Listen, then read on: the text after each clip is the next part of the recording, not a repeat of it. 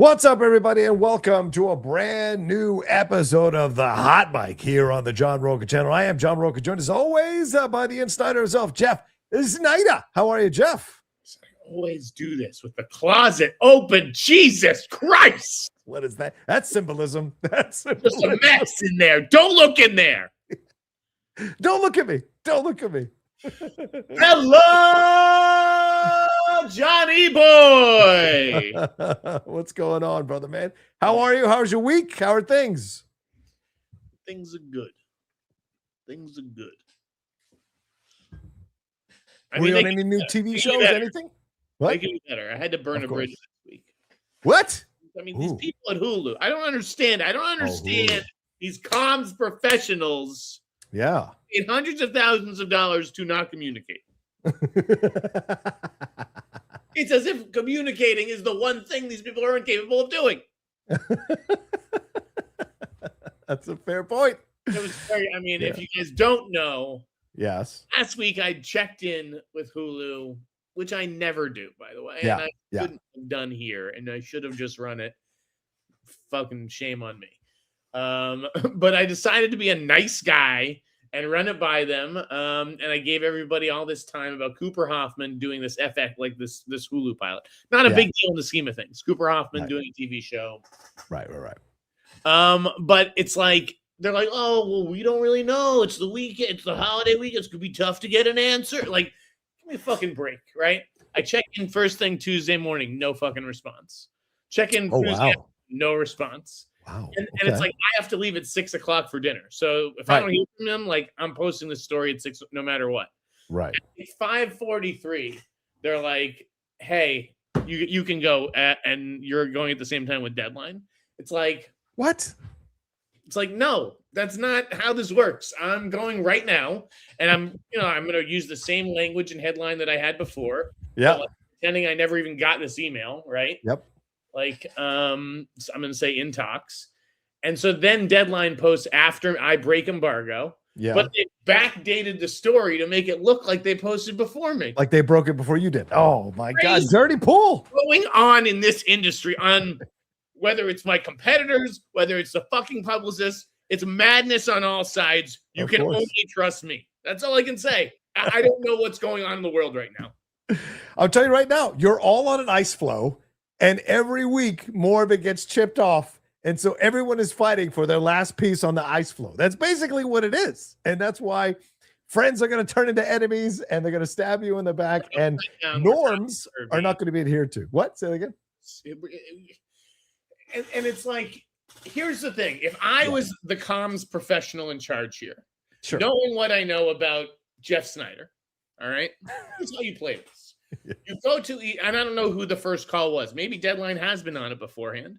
You go to whoever broke it first. Yeah. And you say, you can have it.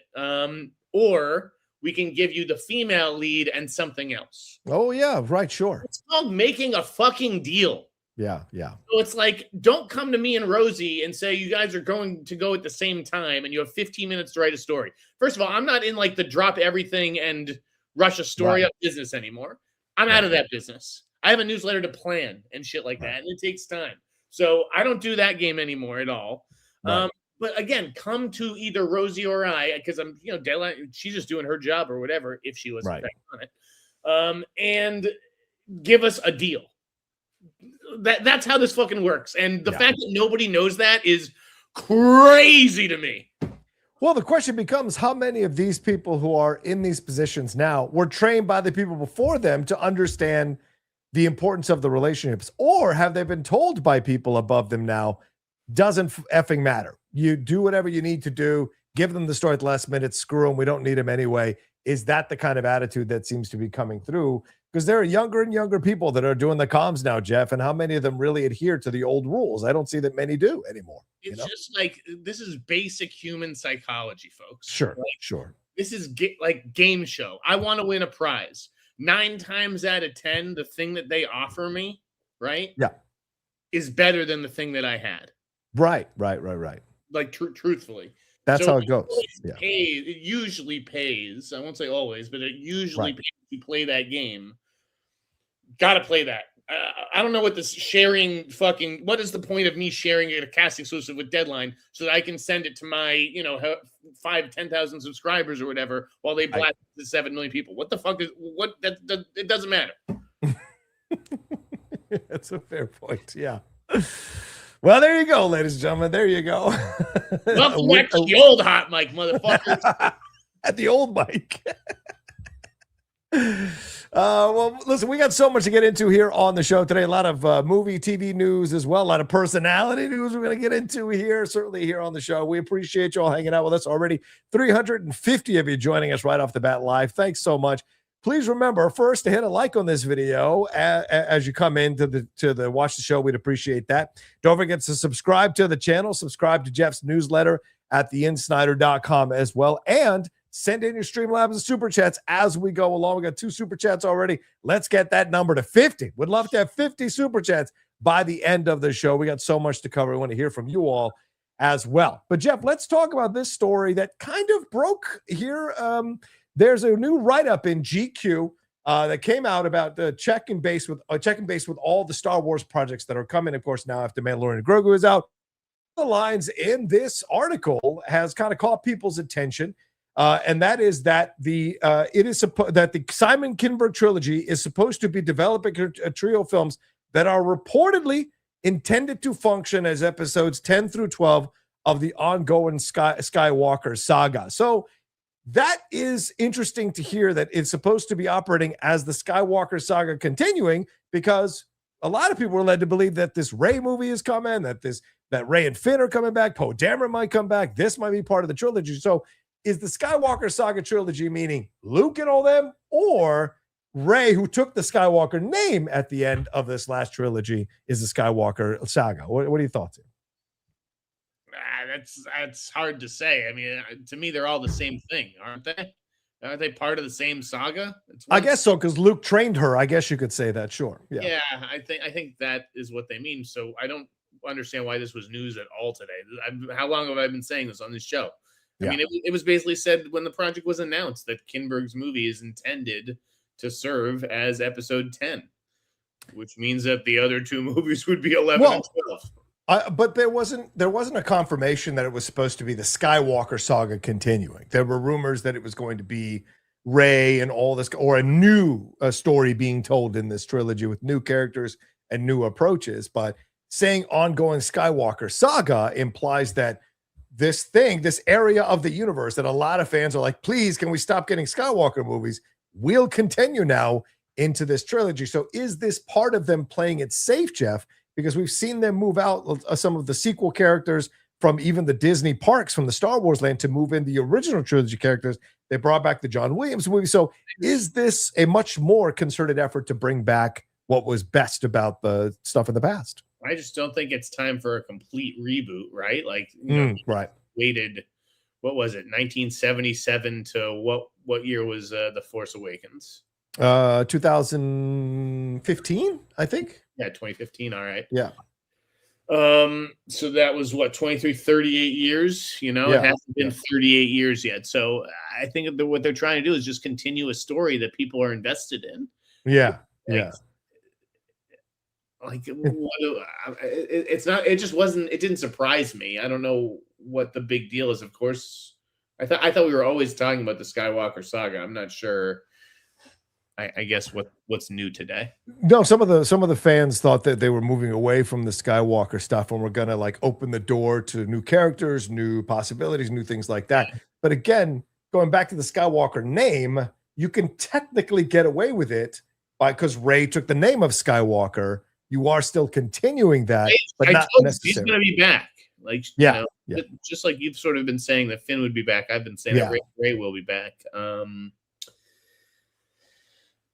mean, I certainly think if that's, I don't want to say it's heating up, but it's moving from the back burner to the front burner, the trilogy. They have to start thinking about what's next after Starfighter, now that movie is, in the can. Right. All right, we shall see. One more thing with the Star Wars thing. It came out, the reports the weekend. I tweeted this out with a big old duh, but that the regime in charge now releases as Starfighter as the beginning of this new Star Wars approach as opposed to Mandalorian and Grogu, which is much more the dregs of the previous, right? Like, it's a placeholder, right? Yeah. Starfighter is not that it's going to lead to a bunch of like stories in that universe, right? But it certainly is the we're back. This is just an appetizer, if you will, before the entree. And everyone's like been down on it. So I saw Mandalorian and Grogu. Yeah. I thought it was fine. I don't understand what we're getting so down about. Like, it moved. It was like just a big chase movie, except for when it sort of slows down for Grogu to take care of him towards the end. I really like the music. Yeah, me too. Like I thought the action scenes were pretty cool. It was thin story-wise. Sure. And I guess that's probably what people are, chirping about. It wasn't as dense as your typical like Star Wars movie. It did feel like an extended episode of the television show, but again, I don't think that's necessarily a problem. Yeah. It's interesting because you see things like Michael now, which is almost at $1 billion, right? 800 million. Not necessarily the greatest movie, but certainly a good movie. In a way. In a way, like you could have seen that Michael movie on TV. It wouldn't have been streaming. It wouldn't have been a difference. There really wouldn't have been that much of a difference. Huh? You could have seen it on TV 20 years ago. Yeah, exactly. Or even Devil Wears Prada too. Exactly. Not a good movie in my opinion, but it is satisfying its fans. And I wonder if Mando and Grogu, like Michael satisfies its fans for Michael Jackson fans, Prada satisfying its Prada fans. I wonder if Mandalorian and Grogu is going to satisfy enough Star Wars fans and kids, especially for it to keep coming or to keep going for the next few weeks, because the only contender really is Toy Story 5, which isn't for another 3 or 4 weeks before it comes in to kind of take some of that audience. So I wonder if it'll hang on or if it'll just kind of disappear, because as you said, it's a placeholder. So people don't necessarily feel the need to go see it in the theater. I mean, I wonder if, given just how people just stare at their phones all day, right? Like they're okay with that visually, right? Does TV become the new movies, right? Like everyone's okay with, and granted, The Mandalorian is a very cinematic show. Yeah. But if everybody is okay with TV or, essentially becoming movies, then do movies need to look as good? Or are they just counting on AI to make them to like elevate the quality? You know what I mean? I mean, it's very valid. When you look at the HBO Max shows, you look at something like House of the Dragon, and the cinematic scope of those when the dragons get involved is mind-blowing. Even from the trailer that's come out for the new season, the battle that they're going to be starting with looks fucking massive, and the special effects look amazing. So you're right. The lines are blurring more and more between a theatrical and a streaming, for lack of a better term, presentation. In the works, I think that Warner Brothers is actually doing a pretty. They may be the most aggressive of studios in terms of like developing TV properties for the big screen. Yeah. The Sopranos movie. Wouldn't that? Like Many Saints of Newark or whatever, which wasn't that great of a movie, but certainly going right, or did it be? Did that end up going straight to HBO Max because of the pandemic? I forget. No, it was on the theaters. I saw it in the theaters, Many Saints of Newark, but then it eventually did go because it didn't do that well at the box office. So which year it was. But anyway, let's move on to another. Let's move on to the drama. Now that we got well over 400 people in here, Jeff. Let's move on to one of the big stories in our. Let's get to some Mobland situation. What's going on here, Jeff? Tom Hardy is not. I repeat, not fired from Mobland. Variety has confirmed this, even though they confirmed a few days ago that sources had told them that Tom Hardy had been fired at the end of season 2 and would not be coming back for season 3. Season 2 is already wrapped. It finished filming in March, and sources said to Variety that Hardy was not asked to return because there are apparently issues between him and executive producer Jez Butterworth, apparently battling back and forth about script issues. Apparently Tom Hardy was late to set. Apparently he wanted to rewrite some lines, and Jez Butterworth wasn't on set to be able to rewrite these lines. And the rumors coming around the sources is that he was bullying some of these TV directors, but was respectful of Guy Ritchie, who directed some of the episodes. So And then some people even came up with this idea that it was about Palestine and Israel between Helen Mirren and Tom Hardy. So what's actually going on here, man? What's the situation? Is he going to back for season 3? What's going on here, man? I think he'll be back, but in a limited capacity. No, I don't think. I mean, they could just write him off, obviously. Right. I'd be surprised if he just came back to lead the show. I think he may pull if we're going to make it more of an ensemble thing, then let's really make it more of an ensemble thing and put these 3 front and center, and I'm going to take more of a back seat to free him up to do more movies. Yeah, he is ultimately a movie star. I think listen, it's tricky. Do I think that he was fired? I think that they're in a tough position because they need him back, because they need him for season 2 reshoots.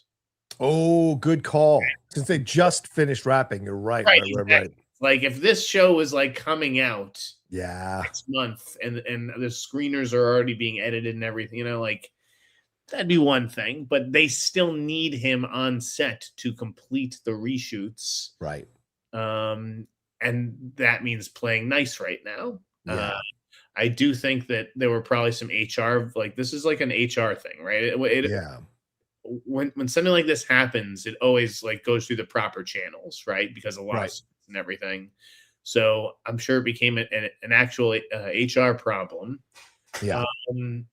It's tricky here because it's like, who are you really dealing with? Are you dealing with Paramount and Paramount Television? Or this is really a show run by 101, which is, where the buck stops with David Glasser. Right, David Glasser, yeah. And Glasser's like fed up with Tom Hardy's diva shit, and he wants to keep Jez Butterworth happy because Jez Butterworth, he's the guy he's the goose laying the golden eggs. Right now, yeah. People are maybe watching for Tom Hardy, and this show would definitely suffer if he left. But like ultimately, the show gets made because Jez Butterworth writes the fucking scripts. Yeah.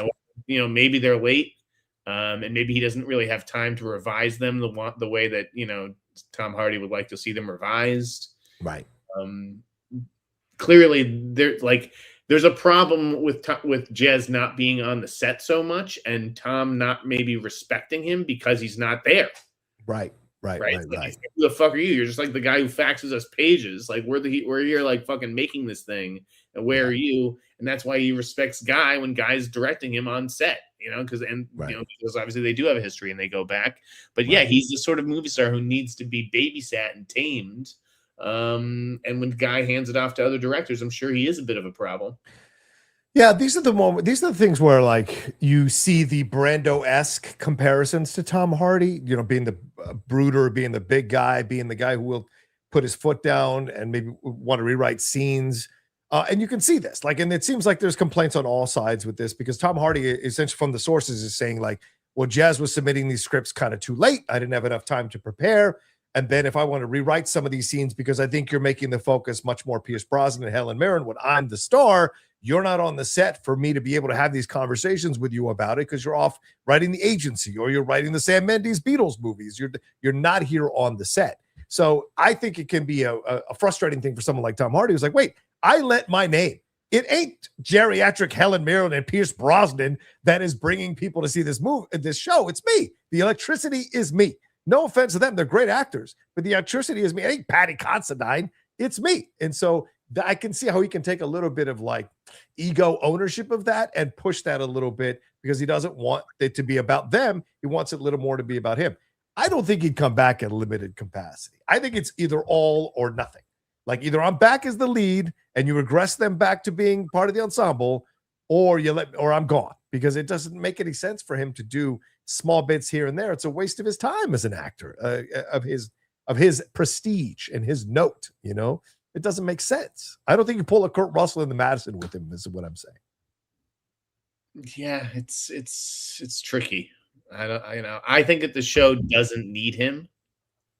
Right? You're insane. You're insane. You're so insane. I think the views would plummet if you don't have Tom Hardy. They would drop for sure, but your show still is with Pierce Brosnan and Helen Mirren and Patty Considine, just like Tom Hardy said. Like, If you told me that Paramount Plus greenlit a show with those 3 actors tomorrow, I'm not sitting here going, but who's the real star? Those are stars. Those are 3 total leads for a show. You know what I'm saying? I'm not going to watch that show. That's what I'm saying. But you put Tom Hardy, then I'm watching. I did not watch for Pierce Brosnan or Helen Mirren or Patty Considine. All great actors. Don't get me wrong.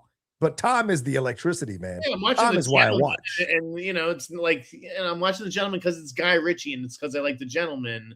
It's not because of Theo James. So some shows are star driven, and some shows are, like.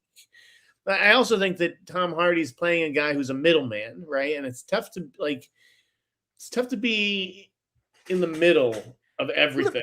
Let me ask you this. If they made Ray Donovan and it was John Voight and Ray Donovan's secretary, and it was like, the other guy that was involved with Ray Donovan, his brother, it was Dash Muyok. If it was those guys, you would not watch the show with the same electricity or fervor as you watch with Lee Schreiber as the lead. But I understand. What? I personally, I love Bunchy and all those characters, but I understand what you're saying. Right. Yeah. Take Ray Donovan out of the show. It's called Ray Donovan, though. It's called Harry D'Souza. It's called Mobland. True. And I think that mob enforcers are, on the table to get killed, especially these days where you make headlines when you're The Walking Dead and you kill off Bernthal or when there's big death scenes, is what I'm saying. Yeah. So Skywalker says, I don't know anyone who watches Mobland. You do now, because I did every episode. It was so good. It was so good. I agree. For season 2, but yeah, I could go either way. But this is what happened with Landman, isn't it? They kind of moved Billy Bob a little bit more to the background and focused more on season 2. I mean, more on the family and then on the other people. And people complained. Viewers of the show complained because they watch for Billy Bob. Yeah, you're not going to do Bob complain because is Billy Bob in the same amount of episodes? It doesn't matter if he's in it for 40 minutes or 2 minutes. He gets paid the same, right? He gets paid, but our attention, we don't pay attention the same. He may get paid financially. It's like Tulsa King, and you do it about everybody else but Stallone, and he's only in it like 5 minutes an episode. You'd feel gypped. Look at The Wire, though, and how The Wire could jump around like that. Yeah, I don't think that Mobland's hopes are pinned on Tom Hardy. He is obviously notoriously difficult. So I believe all the stories about him being late and him arguing about the script, and he wouldn't be the first star to do that. Like they said, he's a movie star. Ed Norton is famous for that. Oh yeah, I'm sure Costner also meddled, and that's the thing. This is the same producers, and 101 has experience doing this, and they've written Costner off. Yeah, so, I think that.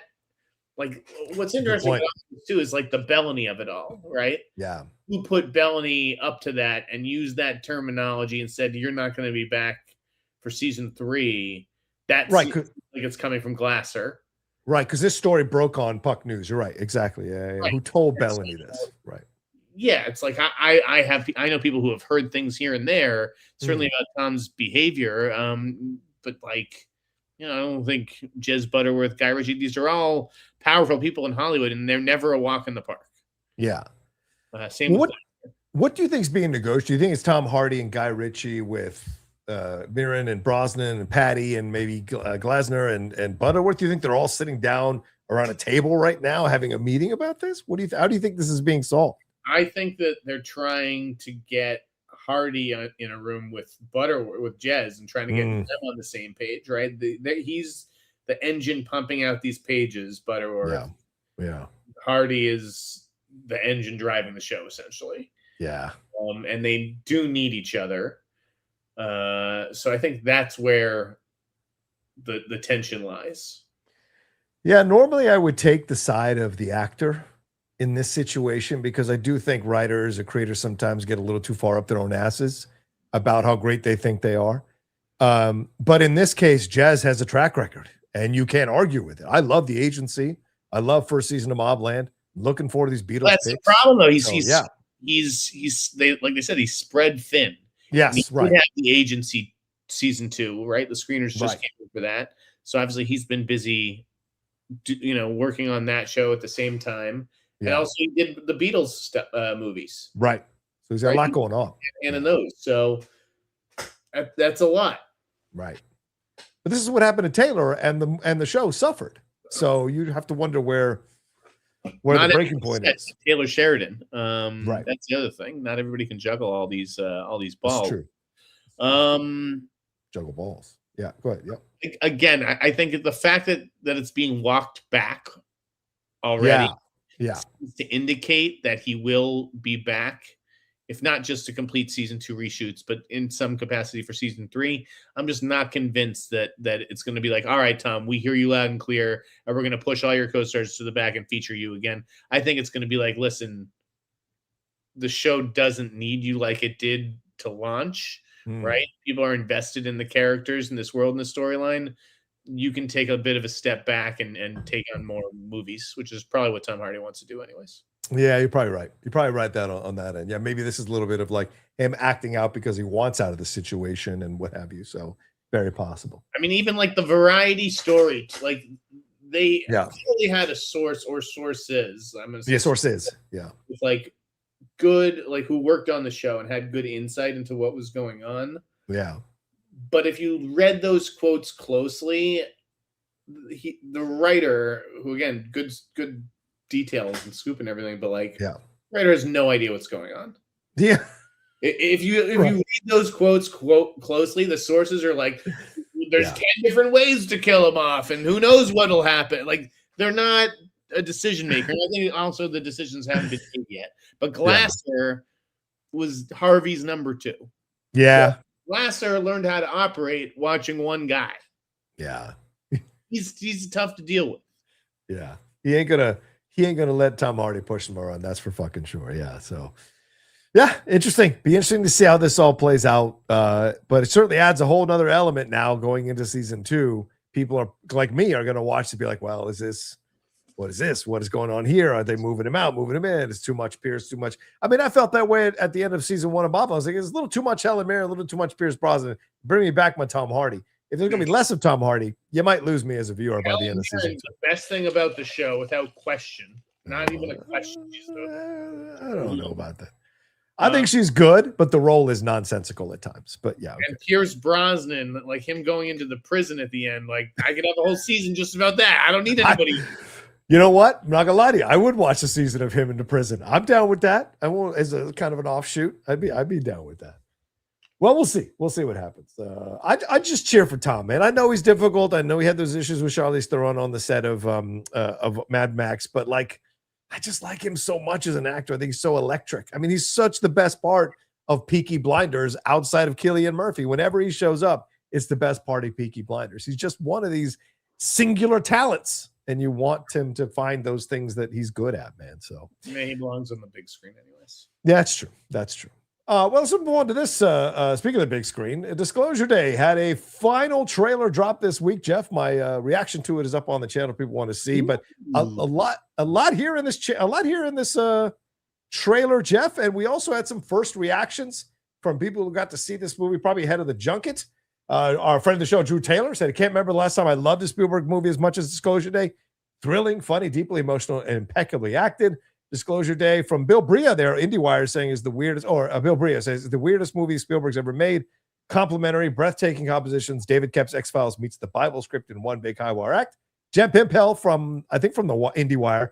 Disclosure Day is top tier Spielberg, as exhilarating as Raiders, but with emotional texture and increased ambition of his post 9/11 work. And Jermaine Lucier said, I love Disclosure Day, a dense roller coaster with a ride blending chase film, love story, mystery, all wrapped into sci-fi wonder. It's Spielberg's best film in 20 years. Now, Jermaine goes a little too far with that bullshit because West Side Story still exists. But basically positive reactions here from people that don't always give positive reactions for a film, even when they're doing the junket. So what are your thoughts on the final trailer? What are your thoughts on these reactions? Didn't watch the final trailer. Not sure why anybody would, unless you were actually on the fence about seeing this movie. And again, why would you be on the fence about that?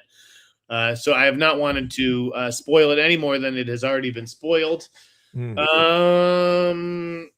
surprised by these a little surprised by these reactions. Okay.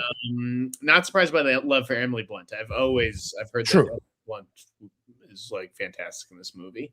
Right. So that didn't surprise me. Not a whole lot about Josh O'Connor. in Yeah, huh? He's been overshadowed a little bit for someone who is ostensibly the lead. Right. But yeah, very encouraging response. Then again, these responses are always very positive and strong. I didn't see a lot of people though attacking it. I thought it was going to be more divisive. Yeah. Well, I think only a certain amount of people got to see this thing early. It was very concerted amount of people, and I certainly did. But only, yeah, right.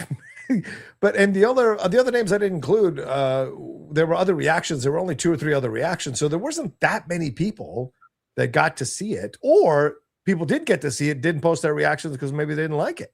So that'll be curious to see once this actually gets some more screenings and more critics get involved in it. But I mean, it's not tracking. You say like who wouldn't be interested? It's not tracking that strongly right now with box office tracking, Jeff. So some sites are predicting this could be a bomb for Spielberg. And remember, West Side Story didn't do well, even though it was revered by the critics.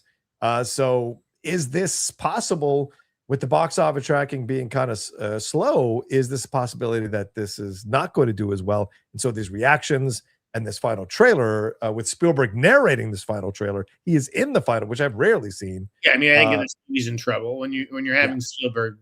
I understand. I'm told that he was narrating this trailer.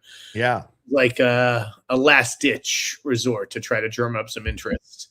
Yeah, Spielberg just doesn't mean that much these days. I guess, which is wild to think about. I don't know how you could do any more for cinema than that guy's done. Yeah. But yeah, he's not Kane Parsons. He's not a genius like Curry Barker. So Jesus, Steven, get with a fucking program and get a goddamn TikTok going. Yeah, do like Scorsese does with his daughter, getting a TikTok. So we'll see. I mean, I'm looking forward to this movie. But here's the other thing. Go ahead. The box office can only sustain so many hits in a row, don't you? Yeah, think? true. Like that's just the law of something called averages. I didn't take that class at NYU, but I'm pretty sure my roommate did. And it was called game theory, I think. Oh, yeah. And you just can't have Obsession, huge hit, Backrooms, huge hit. Like we're so fucking back, baby. Yeah. And then, like keep it going all summer, every weekend. So I do think that at some point Americans are gonna be like, I gotta fucking get outside, bro. I gotta like enjoy this summer day. Yeah, exactly. And I fear it will be on Disclosure Day. Disclosure for you. It's not looking good. Yeah. I feel like one of 3 movies is gonna bomb, and maybe all 3 or underperform. I guess I would use that term instead of bomb. Like Masters of the Universe, Disclosure Day, and Supergirl all feel like there's potential for them. Even though the first reactions for Masters of the Universe have been overall positive, it doesn't mean people are generally interested in going to see this movie. I got a spoiler for you. Go ahead, brother. Reactions to Supergirl are going to be positive too.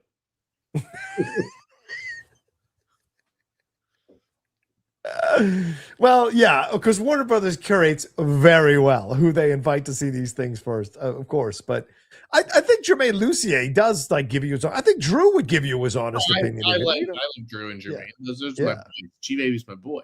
Yeah. So I feel like they would give you honest. So I'm a little more positive about Disclosure Day than I was, combined with that final trailer, which was pretty excellent. But like this situation, we'll see. You're right. I mean, remember 2018? It was like one banger after another. And the summer barely survived, but there were a couple that underperformed because there were so many and people only had so much money. And so I wonder which of these is going to underperform over the next few weeks, because we are 15 days away from fucking Disclosure Day coming out. We're not that far away. So yeah, it does, and I'll give Jamie credit for this. It does feel like a fall movie that's coming out in the middle of the summer as like a placeholder of sorts. Yeah. Something else was supposed to be here, like let's say, I don't know, a Fast and Furious movie or something like that. Yeah, that's very positive as well. Yeah, I did have it on the rundown, so we should touch on it now. As I was saying, the box office tracking for this one is not looking too good. It's tracking behind Black Adam, but this has been a surprise. Apparently, the attention or the desire, the interest in the recent nonsense. It has dropped by 9 points for the Odyssey ever since all this controversy started. So How much stock are you putting in these early box office tracking for both of these? I'm not. I mean, what is this? Is this really based off the Lupita Nyong'o controversy? Yeah. I mean, are there really racists in this country? Enough racists who are answering box office tracking phone calls? Who are like, who the fuck is this? Nyong'o was playing Helen of Troy. Now I'm out. They got a black girl? Hell no. Yeah, right. There are other things that come to our attention, and tracking will once again spike in the coming weeks. I don't think that tracking is just going to plummet and this movie's going to all of a sudden bomb. I think that, please, who is answering these box office?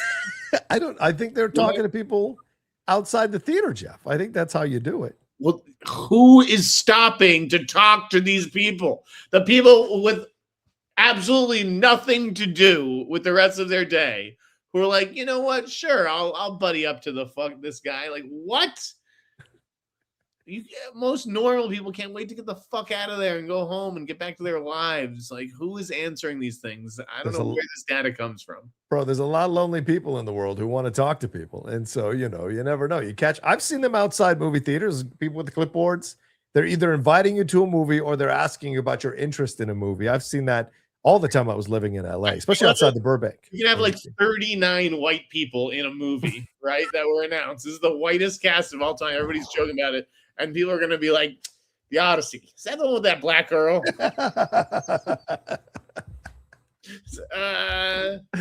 No, thanks. That ain't my Homer. Yeah. We'll right, see. Exactly. I'm going to read Homer.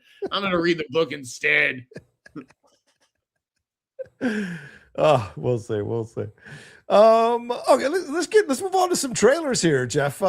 We had a couple of trailers come through. We had the Primetime trailer come through, as I mentioned, the Disclosure trailer, and also the In the Hand of Dante. Oh, damn it! I had a picture for that one. I don't know why it's not up here, but and the show will suffer now. Yeah, I know. I'm sorry. People are leaving in droves. They're like, I came for the photo of In the Hand of Dante. Where is it? I was promised. Where's my Oscar Isaac? Description. What'd you think of these trailers? Did you like these trailers? Did it work for you? What are your thoughts on Primetime? Primetime looks super great. I mean, did you see Predators, the documentary? Yes, the Chris Hansen documentary. It was great. It was really good. It was pretty good, pretty memorable documentary. I really did not know he was playing Chris Hansen until I saw this trailer. I really thought he was playing like another TV host, like same situation, same thing and everything, but like not by the name Chris Hansen. Right. So I wonder if they're just like, listen, that just doesn't have the same, if it was always that, or if they're like, it doesn't have the same impact without the true story element. Right. But I think this is going to be pretty interesting. And I do think it will probably take into account how the show ended famously. I'm curious to see if they're going to get away with this. Because, I mean, they're calling him Chris Hansen. And a lot of people I saw online are like, I hope they take him down. I hope they go after him and all this kind of stuff. And certainly the documentary is a great kind of like exploration of the issues with Chris Hansen and what he did. Mm-hmm. And he's back at it again. His show is back on the air now. Not this particular show, but a different type of show. A different show, but different name, but still the same kind of thing. And so what are the legal ramifications? How far can they go with this? Will Chris Hansen sue them? What is the issue? We see those two cops suing Ben Affleck and Matt Damon, and nobody fucking knows who those guys are. Chris Hansen is very well known. So could he possibly, do you think they cleared this through him? Do you think it's either going to take their chances and Chris might not necessarily? No, I don't know if it'll be one of those things on the press tour where Pattinson's like, yeah, I reached out to Chris Hansen and we spent a couple weekends together. That kind of. Or if he's like, no, I didn't want to talk to Chris Hansen. I didn't want him to impact my process. I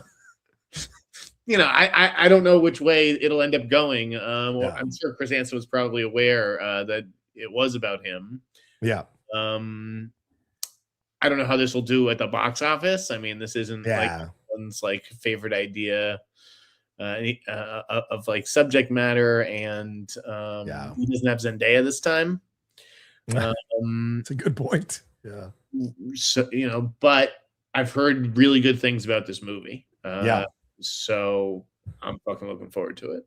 Did you watch the? Oh, so in the hand of the Dante. Let's talk to that one about that one. Did you like that trailer? Because that's an a interesting wacky trailer. Yeah, Yeah. definitely. Not sure what to expect. Like second to second type of trailer. Scorsese and Al Pacino like together in the cast list is like throwing me off. But I really like the Diving Bell and the Butterfly. I think that's that's like a masterpiece. I agree. Schnabel is talented. Not a home run every time, and I could see this movie getting out of hand. But I'm gonna give it the benefit of the doubt, and I'm looking forward to it next month on Netflix. That's crazy that it's coming out already next month. Yeah, that quickly, man. Yeah, I mean it's nuts. But also, I mean, yeah, you're right. The cast here is just insane. Julian Schnabel is who Jeff is referencing in terms of the director here. But yeah, Pacino, Oscar Isaac, Gerard Butler is in, which I am so happy for to see. As Gerard, right? Or I don't know. Yeah, in Visions. Gal Gadot is in this thing. Jason Momoa is in this thing. Only the finest actors. You got a part of the Fast and Furious cast in this thing. So where are you going with it? But it feels very like, it feels Malick-esque, like current Malick-esque, that it's going all over the place with these unusual casting choices, you know? Yeah. Big time, except Julian Schnabel is, to me, much more, I'd much rather see a Julian Schnabel movie than a Terrence Malick movie. No offense. You're an insane person. I'm an insane person. Dude, Terrence Malick is just like fucking nap time, bro. I'm sorry you don't get it, man. You don't get what he's going for. In Red Line, I liked, yeah. I like everything he's done because it's just like 2.5 hours and we just sitting in the chair going like, take me away, bro. Through lines, storylines, I don't give a shit. Just take me somewhere for 2.5 hours, man. What else came out this week? Fatherland. Did you see the Fatherland trailer? The big Sandra Huller one that came out.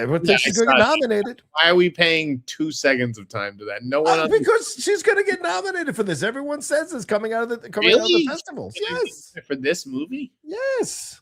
Yeah, we'll see. All right. I mean, I don't think our audience could give 2 shits for the Fatherland trailer. Well, that's fair. But I mean, fuck, it cost me money. At Cannes. I was betting on Calcia on Cannes. I fucking blew it. What'd you bet? I bet 3 different movies to win the Palme d'Or, right? And like, so one of them won, I was only going to win like $2. You know, if the other one won 25, the other one won 50, and Fjord, and none of them were Fjord, and Fjord ended up winning. Right. And then I got the Los Javis for Best Director, but it was a tie, so they didn't count it. Right. But this guy did. But you like to talk about the films that you're on FYC. Yeah. This is a film that could be in the running at some point down the road for a Best Picture. Maybe contender. I don't really think that this is going to be a Best Picture threat. I'd be surprised if she became a real Best Actress threat. Okay. This isn't the kind of story I think that the Academy responds to. It's 94% on Rotten Tomatoes off of 36 critics. It's 94% on Rotten Tomatoes. It's 90 out of 100 Metacritic. It's gotten 5 stars from The Guardian, The Times, The Daily Telegraph. These are all positive reviews. IndieWire gave it a B. Ryan Latanzio. Another long list of accolades. I'm just saying. Rotten Tomatoes. Leslie Felperin of The Hollywood Reporter says that Huller and Zisler's roles were, quote, immaculately performed. And Owen Gleiberman of Variety said the film was pitch perfect, or deemed them pitch perfect. So don't be surprised if Sandra. I think you're sleeping on Sandra, bro. People like Sandra. Next time you ask someone what their favorite movie is, if they're like, let me tell you something, Speed, it's fucking immaculate. Speed, pitch perfect. I didn't say Sandra Bullock. I said Sandra Huller. I'm just saying, these fucking film critics, like, who talks like this? Who gets out of a movie? Who calls their best friend or their mom or their dad is like, oh, how was the movie? It was pitch perfect. It's pitch perfect. Immaculate. It was immaculately performed. Why can't we talk like normal human beings? What's going on?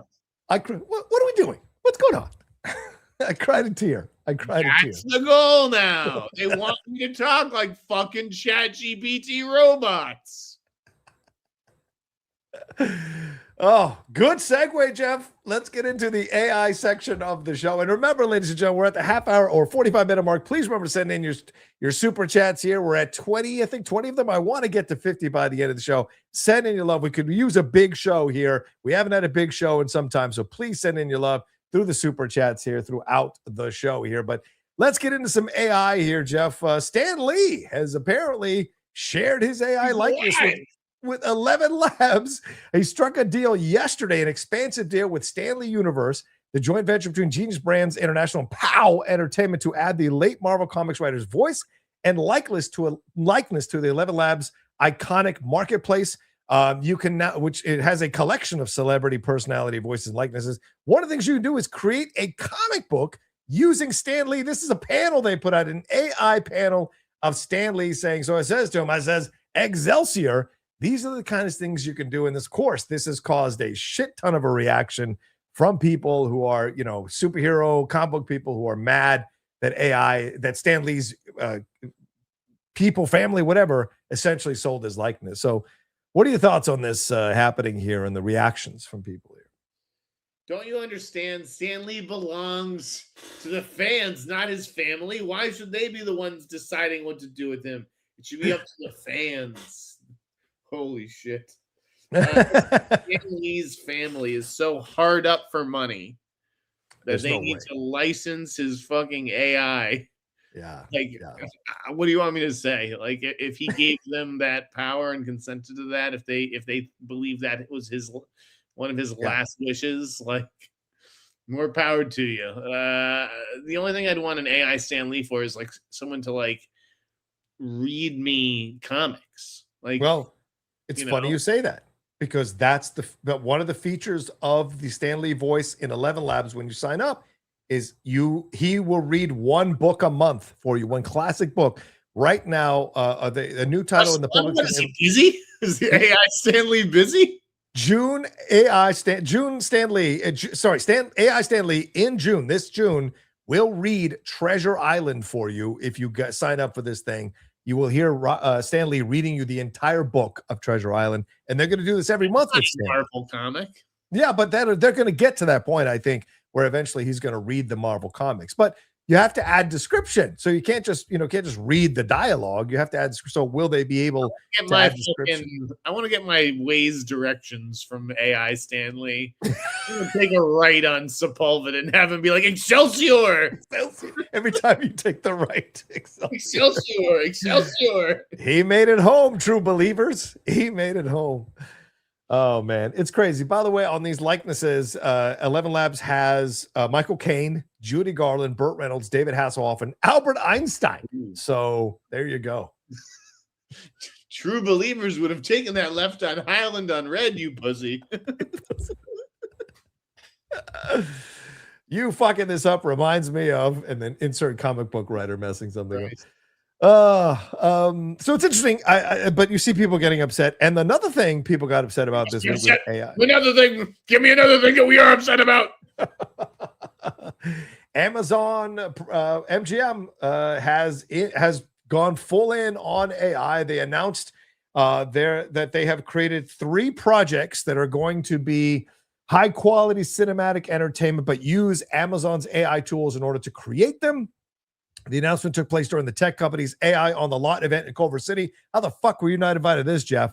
Where they announced the first few greenlit projects. They include 3 original animated series: Punky Duck from Book of Life director Jorge Gutierrez, Love Diana Music Hunters from Pocket Watch and YouTube star Diana. I don't know who that is.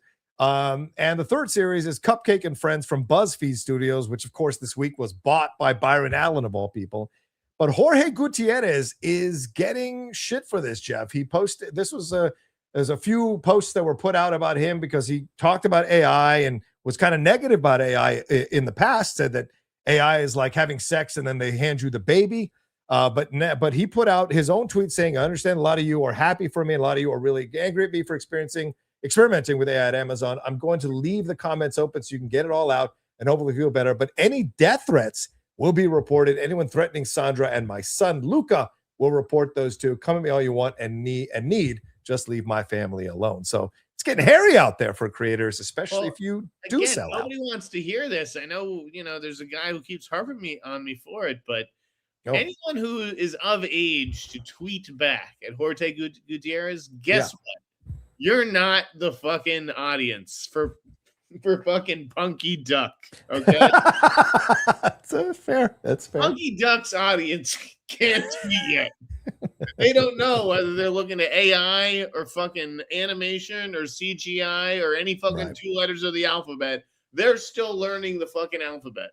Yeah. So the whole, obviously I don't want animators to lose their job. Yes. But the consumer really doesn't know the fucking difference. And ultimately that's who this is for. It's not about giving Jimmy the animator a job. It's about keeping Jimmy Jr., the baby, entertained. Right.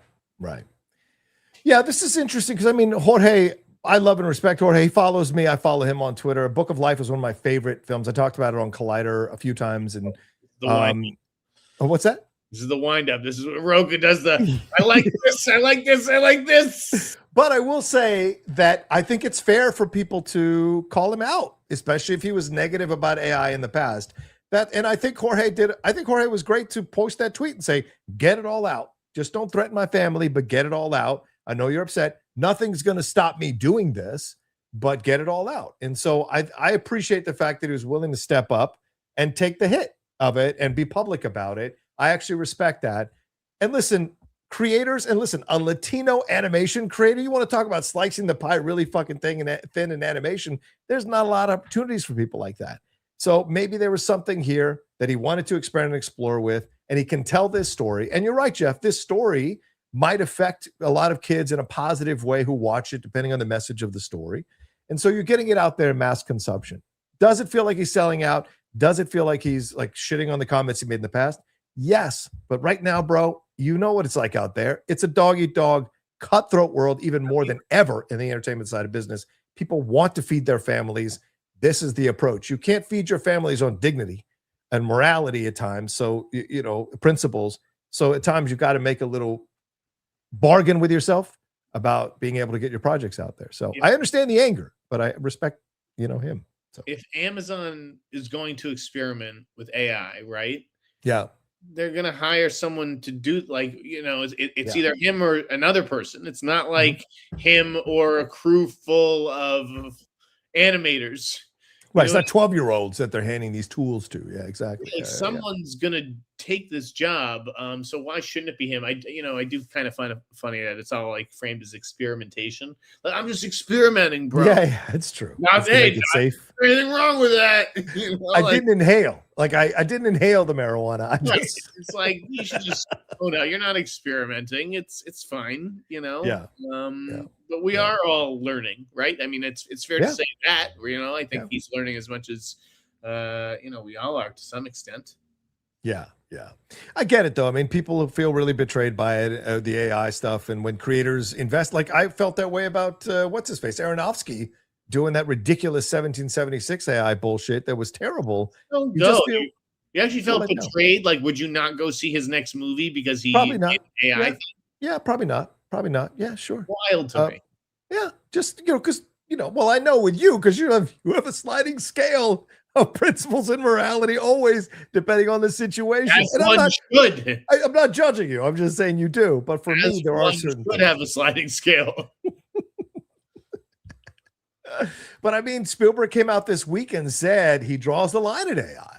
He doesn't mind it being used as a tool, but you see these people who want to write entire scripts, voice it over in AI. I think there was a trailer came out this week for a series that is premiering at Cannes, I think, or one of these festivals. And it's a Middle Eastern series. And I watched the trailer. It is horrific. The AI is terrible. Who wants to watch this stuff? That's why I don't understand why it's being made. Who is the audience for this? Who is clamoring for AI with full of actors that we don't know, full of featuring bad stories we don't care about? Where's the big AI hit? You're 100% right, Jeff. Where's the big AI hit? Yeah, exactly. I kind of think that it's much ado about nothing, and it is kind of like Adi Shankar said, where it's like AI doesn't exist yet. Like we're doing a bunch of like learning language model bullshit, but like we haven't seen anything yet. Like these machines are just starting out. We got a ways to go. Yeah.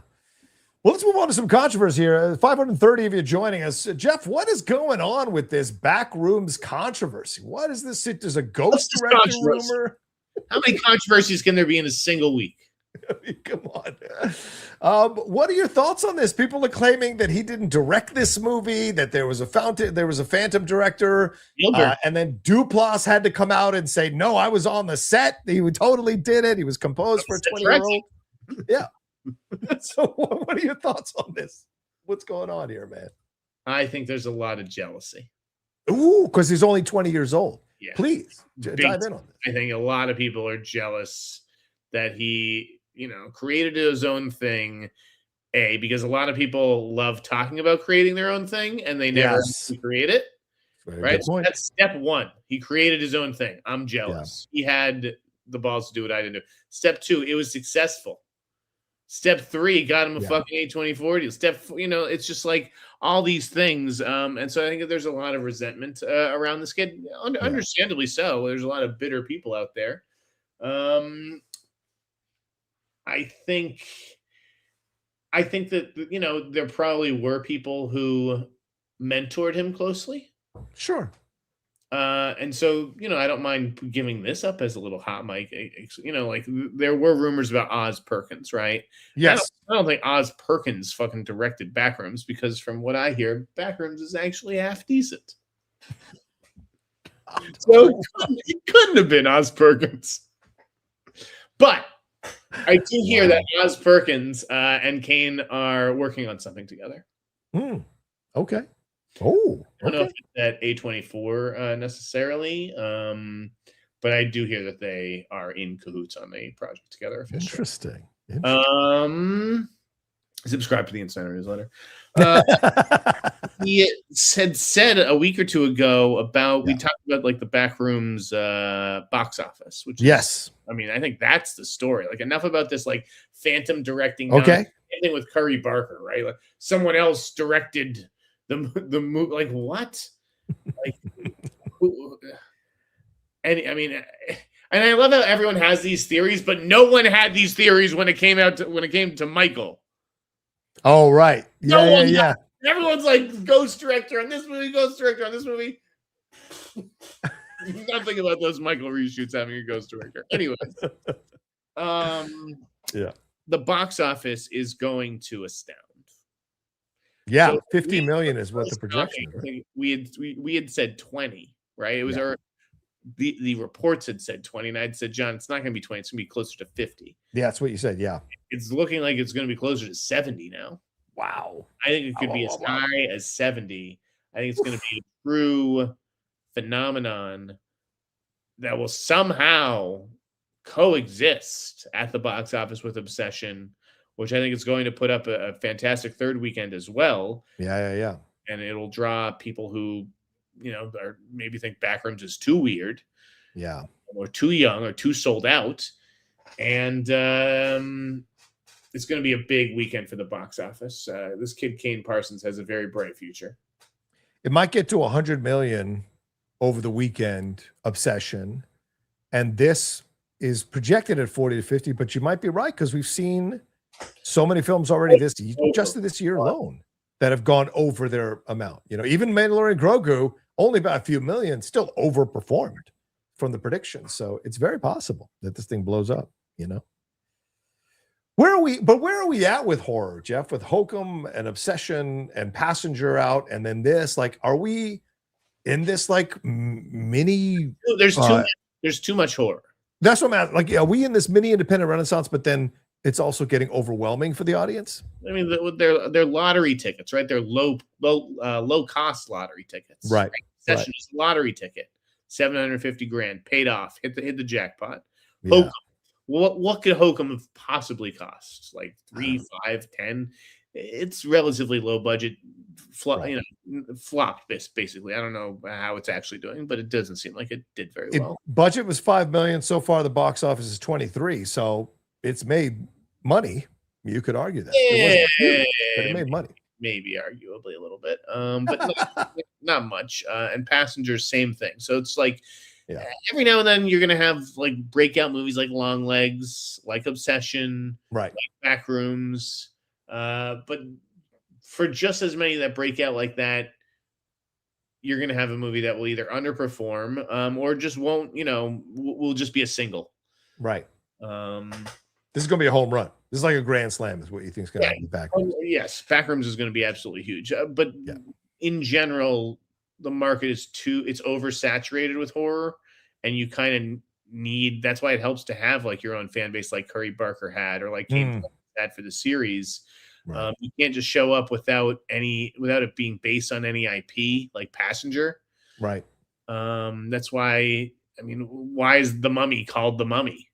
Because it's probably got more people in the theater than some random title. Right. Right. Yeah, Passengers 15 million budget, 17 million is what it's made so far. So I'm surprised that they spent that much on the movie, 15 million, considering, as you said, the low budget approach. I mean, and I hope these directors are getting great deals. Like, because I mean, a film like Obsession makes $100 million on a $750,000 budget. I sure as fuck hope you got some back end or something. Because that's all profit for the studio, and that's some bullshit. The director should get a few million, for fuck's sake. No, I mean, they got a great. I think that with that, you take a great MG, which is a minimum guarantee. So he already took a great deal. If the movie was made for $750 and they sold it for 15 or whatever it was, that's where you're profiting. You're not profiting on the box office success. That's the studio, maybe the producer. Bit and maybe Curry gets a taste of it, and maybe they give a bonus to him and to Indy and people. But for the most part, that is the studio. People said don't forget about Scary Movie. That's not a horror. Come on now. That's a comedy, not a horror. Scary Movie is going to do very well, and it's like what if the word of mouth on that is good? Heading into Disclosure Day weekend, right? Like if word because I think Scary Movie comes out the week before, so like if that movie goes over well, are people telling their friends to go see it on weekend number 2? I think that's why Masters of the Universe is going to possibly underperform, because it's going toe to toe with Scary Movie, and I think people are much more interested in seeing Scary Movie. Yes, But really, the big question of next weekend, Jeff, is what's Chum going to do with the great Alice Eve? How much is that going to make, Jeff? Are we looking at 500,000? She's the greatest that ever was and ever will be. Why is everybody freaking out about like the Mando box office? I thought Mando did what it basically did. It did well in the first weekend, right? Did well enough, but it's kind of dropping numbers every day. It's not hitting the numbers. Like Obsession beat it yesterday, and that's not a good thing. Like, who could have seen that coming? If you're Disney and you're scheduling this movie a year ago, you have no fucking idea what Obsession is. You're not worried about Curry Barker and for sure. And Backrooms, you're not thinking that's going to open to 70 million. So it's a bit of circumstances, like bad luck for Star Wars. It's not really on the movie. Right now, Obsession was leading the box office on Wednesday with Grogu with 5.6 million, Grogu with 4.2. Grogu is up to 171 million. So, but we don't know. It might top out though. It might be done at 250, maybe 3. But I don't know. We'll see in the long run what it ends up doing, but we will see. All right, we're past the hour mark, so we'll get to questions in just a little bit. But Jeff, you wanted to talk about Spider-Noir and the boys finale. So let's talk about Spider-Noir first. I'm 6 episodes in. Fucking love it. How are you doing with it? Are you watching it black and white in color, and do you like it? I've seen 2 episodes in black and white, and I thought it was okay. Oh, okay. Well, everybody's doing cartwheels for this. Does it get a little bit better? Some of it is really good, and some of it I'm just like, hey, this is so. You got to be in the mood for like that hard-boiled, gumshoe noir. It's not. Yeah, it's like not a show I'm enjoying like binging. I feel like the the weekly release may have benefited this show, but maybe they had to do it for Emmy consideration. Right. I don't know. There's just something that I don't love. Why is everybody loving it? I'm loving it because I love black and white movies, and I love movies like this that evoke the best of Cagney and Bogart from those times, that kind of hard boiled type of movie. And I think they captured it really well. I think the cinematography and the direction is fantastic. I think the casting is really good. The way they're reimagining the Spider-Man universe through Ben Reilly as opposed to Peter Parker is fascinating. I think this is some of Cage's best work in quite some time, because he has that ability to create a character that walks the high wire act of between character and caricature. And he always gets it just enough on the side of character where you appreciate what he's doing. And I think that's what's going on in the show. And they spent money on the show. I understand why Lord Miller fought Prime about the budget, because they wanted the show to look good. They had an idea of what they wanted the show to be, and I think they've really captured it. And when Brendan Gleeson takes a much more central role in the next, you'll see in the next few episodes, I think the show really comes to life in the back and forth that goes on. I haven't seen all that much of him yet. I mean, Cage is really good. Yeah. I have trouble going from The Boys finale. Okay. That show, right? Like, that's a jarring tonal switch. Yeah. You want to talk about that? How does an old-fashioned show, though, like Spider-Man Noir, compete in this modern world where superheroes are fucking octopuses and like I don't know. That's why my reaction is like, it doesn't have the same kick, because I've been trained on the fucking like Tarantino of superhero shows. Yeah. Well, let's talk about The Boys finale. What'd you think of the season? What'd you think of the finale? This might be some spoilers here, y'all. So if you want to turn it down or skip past a few minutes. It wasn't my favorite season. Okay. Yeah, I agree with that. Yeah, it wasn't my favorite season, but I liked it, and I think it kind of ended the way that it had to. I don't think that they could really let Homelander survive. Right. But everybody kind of got what they deserved. I liked the season better than last season. I thought last season was way too much on the nose. I like that this season tried to get even crazier with the stuff they did, but also explored what it actually would be like to try to take someone down like this that seems so overwhelmingly powerful. How would you try to get this? And how much hope would people lose trying to do it? And who would you lose in the effort of trying to do it? I do think it ended a little bit too like everyone's happy now. I didn't like that necessarily, that ending. And I thought you saw the limits of the budget by keeping that fight inside one room in the Oval Office. This is a guy with massive powers. They should have been outside taking advantage of it. Like with Stormfront, when they fought Stormfront at the end of season 3, which was awesome. That's a great ending. And so I was hoping for something like that. It was symbolic, right? It was like for a show that was all about like power. Yeah. You know, what better place to do it than in the Oval Office? Yeah. The Butcher death was the problem. I was like, he thought of his brother in that critical moment. I was like, yeah. To me, it was a little. Like, I didn't love it. I didn't love the finale. I don't want to say it didn't stick the landing. It was a bit wobbly. We just say it's a bit wobbly. Wanting a little bit more. Yeah, I agree. Anything else? No, I think let's get to the questions, Jeff. Let's see what we got. If we got time for news stories after that, we'll hit some news stories. But let's get to the questions here. We got 24 of them. Hopefully we'll get to 50. We'll see. Let's start off here. WV Grant says, I graduated 2000. It's graduation season. Rank these college movies: Old School, We Are Marshall, Back to School, Animal House, and Good Will Hunting. Does Good Will Hunting qualify as a college movie? I guess. Nobody actually goes to school, though. So. It involves a college professor. I guess, yeah, okay.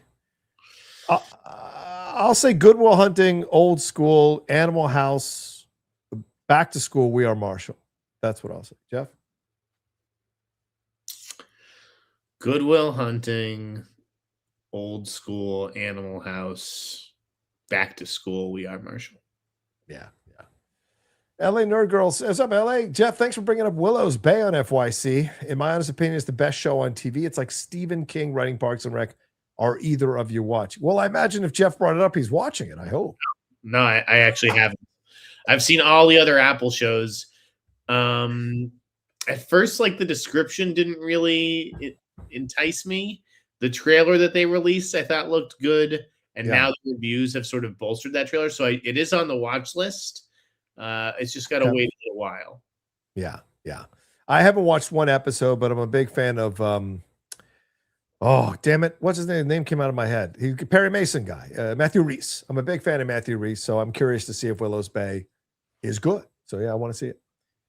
Kelchick Perkins says, what are the chances that Focus Features shifts to become more of a horror genre label after the mass success of Obsession, and any speculation on Indy Navarrete next big role after Obsession? Well, Jeff, you spoke about her in your newsletter. You listed, 66 up-and-coming actors that people should be keeping an eye on. Did I forget anybody, John? Did I leave anybody out? Yes, I have 2 names you left out. All right? Wait, give them to me. I'm so curious. The young kid from Spider-Noir. I think that Cary Christopher kid steals every scene he's in Spider-Noir. You haven't seen enough episodes to agree with me, so wait till you watch the season and you'll see. Fine. He was in something else, though. What was he in? Oh, God, I forget what else he was in. Weapons? Weapons. Yes. I think it was in Weapons. Yeah, so I think he's good. But you throw the whole cast of Weapons in that list. And I will say this, Veronica Slowakowska on SNL, the skinny, really skinny new girl, I think she has the potential to break out and be a big star down the road, comedy-wise. She already has 1 million followers on Instagram. Nobody on that cast, beyond the big ones, has 1 million followers already. She's very good, and so I think she's going to blow up. But I'm going to take issue with your list because, Jeff, some of these people you haven't even watched in their projects, and you said they're ones to look forward to. So explain how you concocted or how you put this list together. Oh, yeah, no, the list isn't just the first 5 months. It's like the next 7 months of movies and TV shows, because I know what roles are going to pop. I know, I don't need to see Little House on the Prairie to know that the 2 girls in Little House on the Prairie might be working for the next 25 years. Good point. Good point. So, I looked at it like that. I looked at it as like, these are people whose names you probably, some of you knew Andy Navarrete from Clark and Lois, whatever the fuck. Right. Lois and Clark. Yeah. But if you didn't watch that show, it was very unlikely that you knew her name. So these are Superman and Lois. Yeah, go ahead. Sorry. Whose names you didn't know entering the year, who you will know their names by the end of the year if you're paying attention to this space. Right. Or just people who I see a bright future from. Like, I don't want to sound creepy. Like, I'll go see the breadwinner, and I see the eldest daughter, who's like a 14-year-old, pretty blonde, a 14-year-old girl. I can see that girl is going to grow up, and I could see her booking roles at 18, 19 on YA shows that Netflix and Amazon for the next 10 years. Right. That's just somebody who I can see working. Yeah. And she did a good job in the limited screen time that she gets in the breadwinner. Yeah. It depends. Plus, it's like buzz, right? It's the buzz that you're hearing about Anthony Ippolito's. Like, why is he ranked so high? Because I hear the roles that he's starting to be looked at for now. Right? There's already Rocky's in the can. What's after Rocky? He could get an Oscar nomination for that. Right. What roles are they looking at? There are some very interesting roles. So that's why he's ranked so high. Yeah. No, it's a good list. I highly recommend it. If you guys are trying for losing that and read the list, because there's a lot of names I didn't know. And I was like, okay, I'm going to make a note. I'm going to save this list. I saved it to a Word doc so I can check with these people later on down the road. Yeah. Did you see Backrooms yet?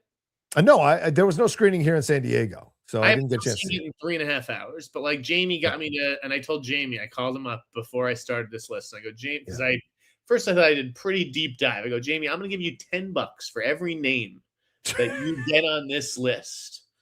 I still have to send him 20 or $30. But one of the names he gave me was Robert Bob Brzezinski.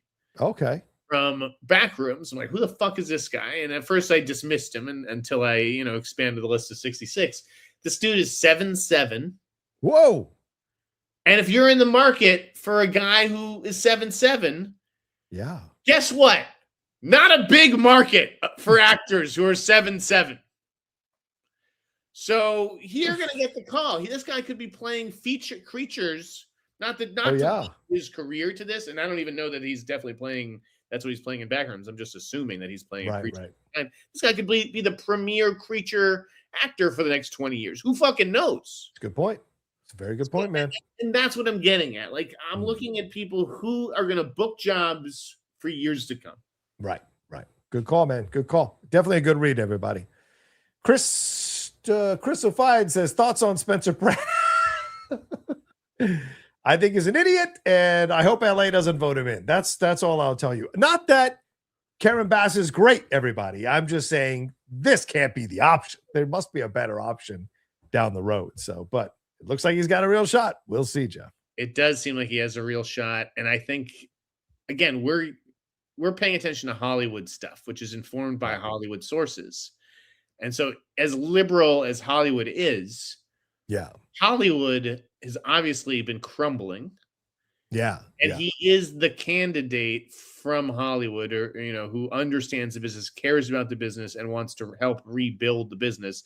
And that's why a lot of people are either not saying anything about this election, or they're saying that they're voting against Pratt, but they are voting for Spencer Pratt. I do believe that there's a significant number of those people will say the right thing in public, but selfishly vote for him, not because he's going to help the city or whatever. I think he's like you think. He's kind of like a buffoon in some ways. He's a reality TV buffoon. The last thing that we need, but he cares about Hollywood, and that's all that these people care about. Themselves. We'll see. Sleepy Lucas, thoughts on the primetime trailer? We talked about it already a few minutes ago, Sleepy Lucas. So, it looks great. Cartoon 40, thoughts on the New York Giants quarterback and Carter drama there, Jeff? The Abdul Carter drama and Jackson Dart there. So. I read a quick story about this. What John, recap it. Well, basically, Jackson Dart, who is the quarterback of the New York Giants, introduced Trump at a New York rally a few days ago, and Abdul Carter, his linebacker teammate, said, "I thought this was AI. What are we doing, man?" And that caused all kinds of drama. All the old white sportscasters were mad at the uppity black guy, and other people were mad at the white guy. Why wasn't he get called out on all of this? So it became a huge drama overall. Because, listen, at the end of the day, Trump is still the president. And if the president is asking you, or whoever on behalf of the president is asking you to introduce him, right? It's like, this is still an honor that I may be talking about 50 years from now and telling my kids about the time that, I introduced the president, regardless of who the president is. I guess. It depends on who you want. Like, I would never introduce Trump at anything. He could ask me a million times. He'd never want me to, but I would never introduce him to anything. But this kid, they found out later this kid was liking a lot of the Trump Instagram posts. So he is in the bag for him. Jackson Dart. And listen, so is Tom Brady, and I think so are a lot of millionaires who want to protect the fortunes that they're laying their bodies on the line for. So it's a different time now, dude. I mean, it used to be like no distractions. Now it's like this is an age of distraction. That's the thing. I think ultimately he probably shouldn't have done this. He probably just should have turned it down and said, I'm honored and flattered, but I can't. I just don't want to be seen taking sides. And especially in a sport where people are paid to hit you.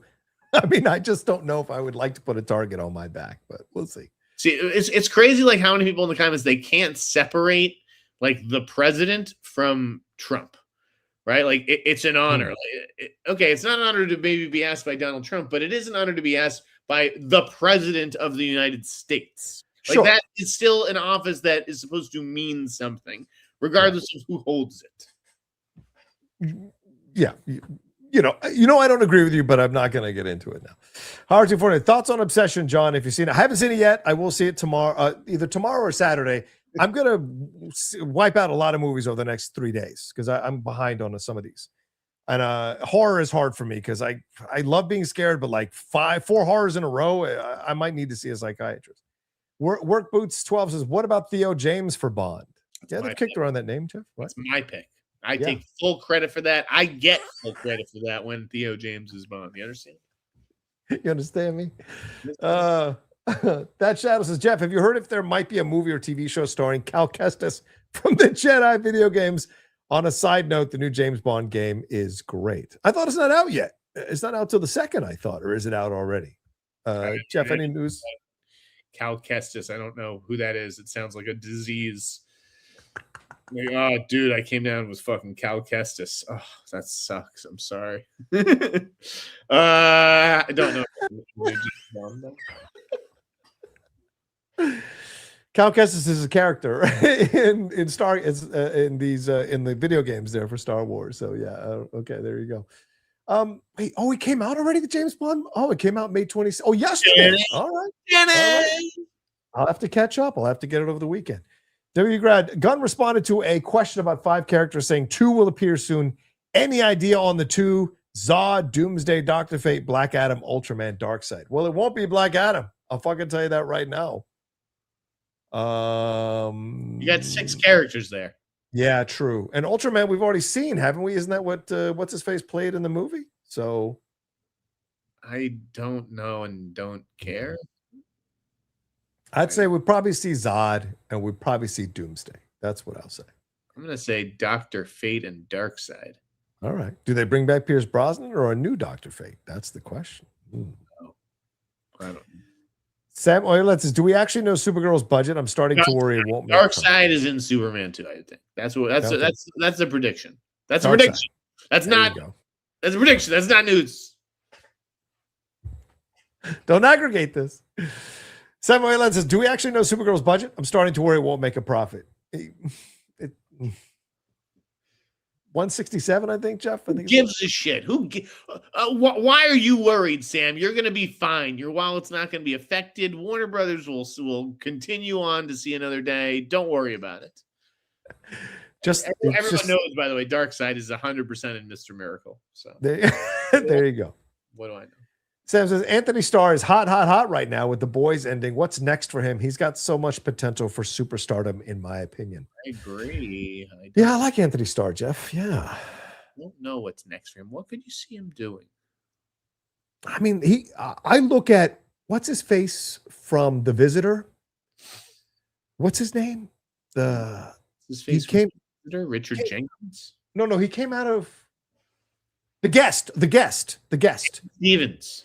Huh? Dan Stevens. Yes. I think Dan Stevens is a possible roadmap for Anthony. Couldn't you see him in a Godzilla X Kong film? Absolutely. Yeah, sadly. That's not, I hope that's not the route that he goes. It may be the route that he has to take because, he's not getting a ton of feature offers. Yeah, but like independent, smaller films like The Guest, like Dan Stevens did for a while, I could see Anthony doing that. He could be good at that. I could see him doing a lot of things. He's just too old for all of them. Fair point. Who do you think is going to pop out of that cast? Like, do you think Fukuhara? Do you think Aaron Moriarty? Like, who of the younger actors? Obviously, Jack Quaid's already established, but the other ones, like, is there anybody out of that cast, do you think? Or no? No, huh? Okay. Really. Right. I like Aaron Moriarty, but I don't think so. Yeah, I think Arian is in the Daniel Panabaker area. I would like Fukuhara to break out. I like her. Fred Tastic, is Tom Hardy this generation's Gene Hackman, engaging on screen but no fun to work with? What? Gene, I don't think I've ever heard that about Gene Hackman. I don't know where that comes from, Fred. He's more Brando than he is Hackman, but what do you think? I have no. Yeah, no. Okay. No is the answer. No is the answer. Venom Madrid says, Jeff, is there any news about the upcoming movie directed by Sean Penn? Love your work, guys. Thank you, Venom. Anything, Sean Penn? No, I haven't heard much about that one. I love Sean, but I don't know if directing. I mean, Flag Day was horrible, man. That was a horrible movie, dude. I didn't see Flag Day, actually. What's the one with Nicholson, The Crossing Guard? I didn't mind that one, but I like Into the Wild. Oh, yeah, that was really good. Yeah, okay. Do more of that, Sean. That's good shit. LJ Films and Gaming. Hi, earlier in 2026, you offered advice to keep my short under 10 minutes. I've now only got 2 filming days left, and it'll be 4 to 5 minutes. Exciting. There you go. I think that's the way to go. Earlier this week or last week, I posted a 20-minute short, and then every second of it is fantastic. But I would not recommend doing a 20-minute short. I do think that 4 to 5 minutes is perfect. And it's just much more likely that someone's going to actually watch it. Like if somebody sends you a link and it's 20 minutes, and you're some like busy mover and shaker in Hollywood, you really think that they sit there for 20 minutes and watch it? Like they'd be so much happier to see that pop up at 4 minutes. So yeah, true. In and out. Jean Torres says, Jeff, anything on the Ocean's prequel? Casting Wagner Moura is being rumored as the villain. Ooh. Did you? I thought you started that rumor, Jeff. What are your thoughts? Oh, I said that Wagner, I'd heard him in connection with Bond. And I think that's sort of like what you have to, him and other actors who are auditioning for Bond. He's not auditioning for Bond, but yeah, they have to think about it. It's like, do I sign on for this? Like Callum Turner, right? Yeah. Yeah. Or do I wait to see if I'm going to get Bond? I mean, not that, Bond will probably shoot at the top of next year. Right. So I think you could probably still do Oceans. Unless it's like the Bond audition process would conflict with that. But that's a separate thing from like a Bond villain. I mean, I wouldn't be surprised if Ocean's made a play for Wagner Moura. I think he's crying out to be cast as a villain in a big movie. And I think he's probably put out there that he's looking for some kind of a payday as well.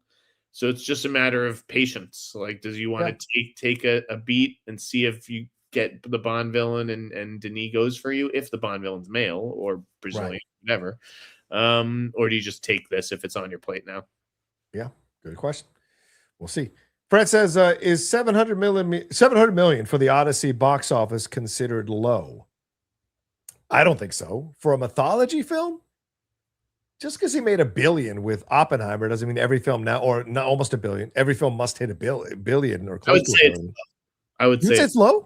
I wouldn't say it's bad. I would just say it's low. I think that you don't greenlight that movie thinking it's going to do 700. I think you'd at least think for eight or nine. This is Matt Damon. This is a much, much bigger star than Cillian Murphy. It's true, but it's mythology, man. I don't know how many kids are going like, yeah, let's go see a thing about mythology. About Oppenheimer. We got to go see the movie about the atomic bomb scientist. Like, it's true. I think it's comparable. I think it seems much more epic in scope. The cast is, much bigger. It's probably even bigger than Oppenheimer's cast.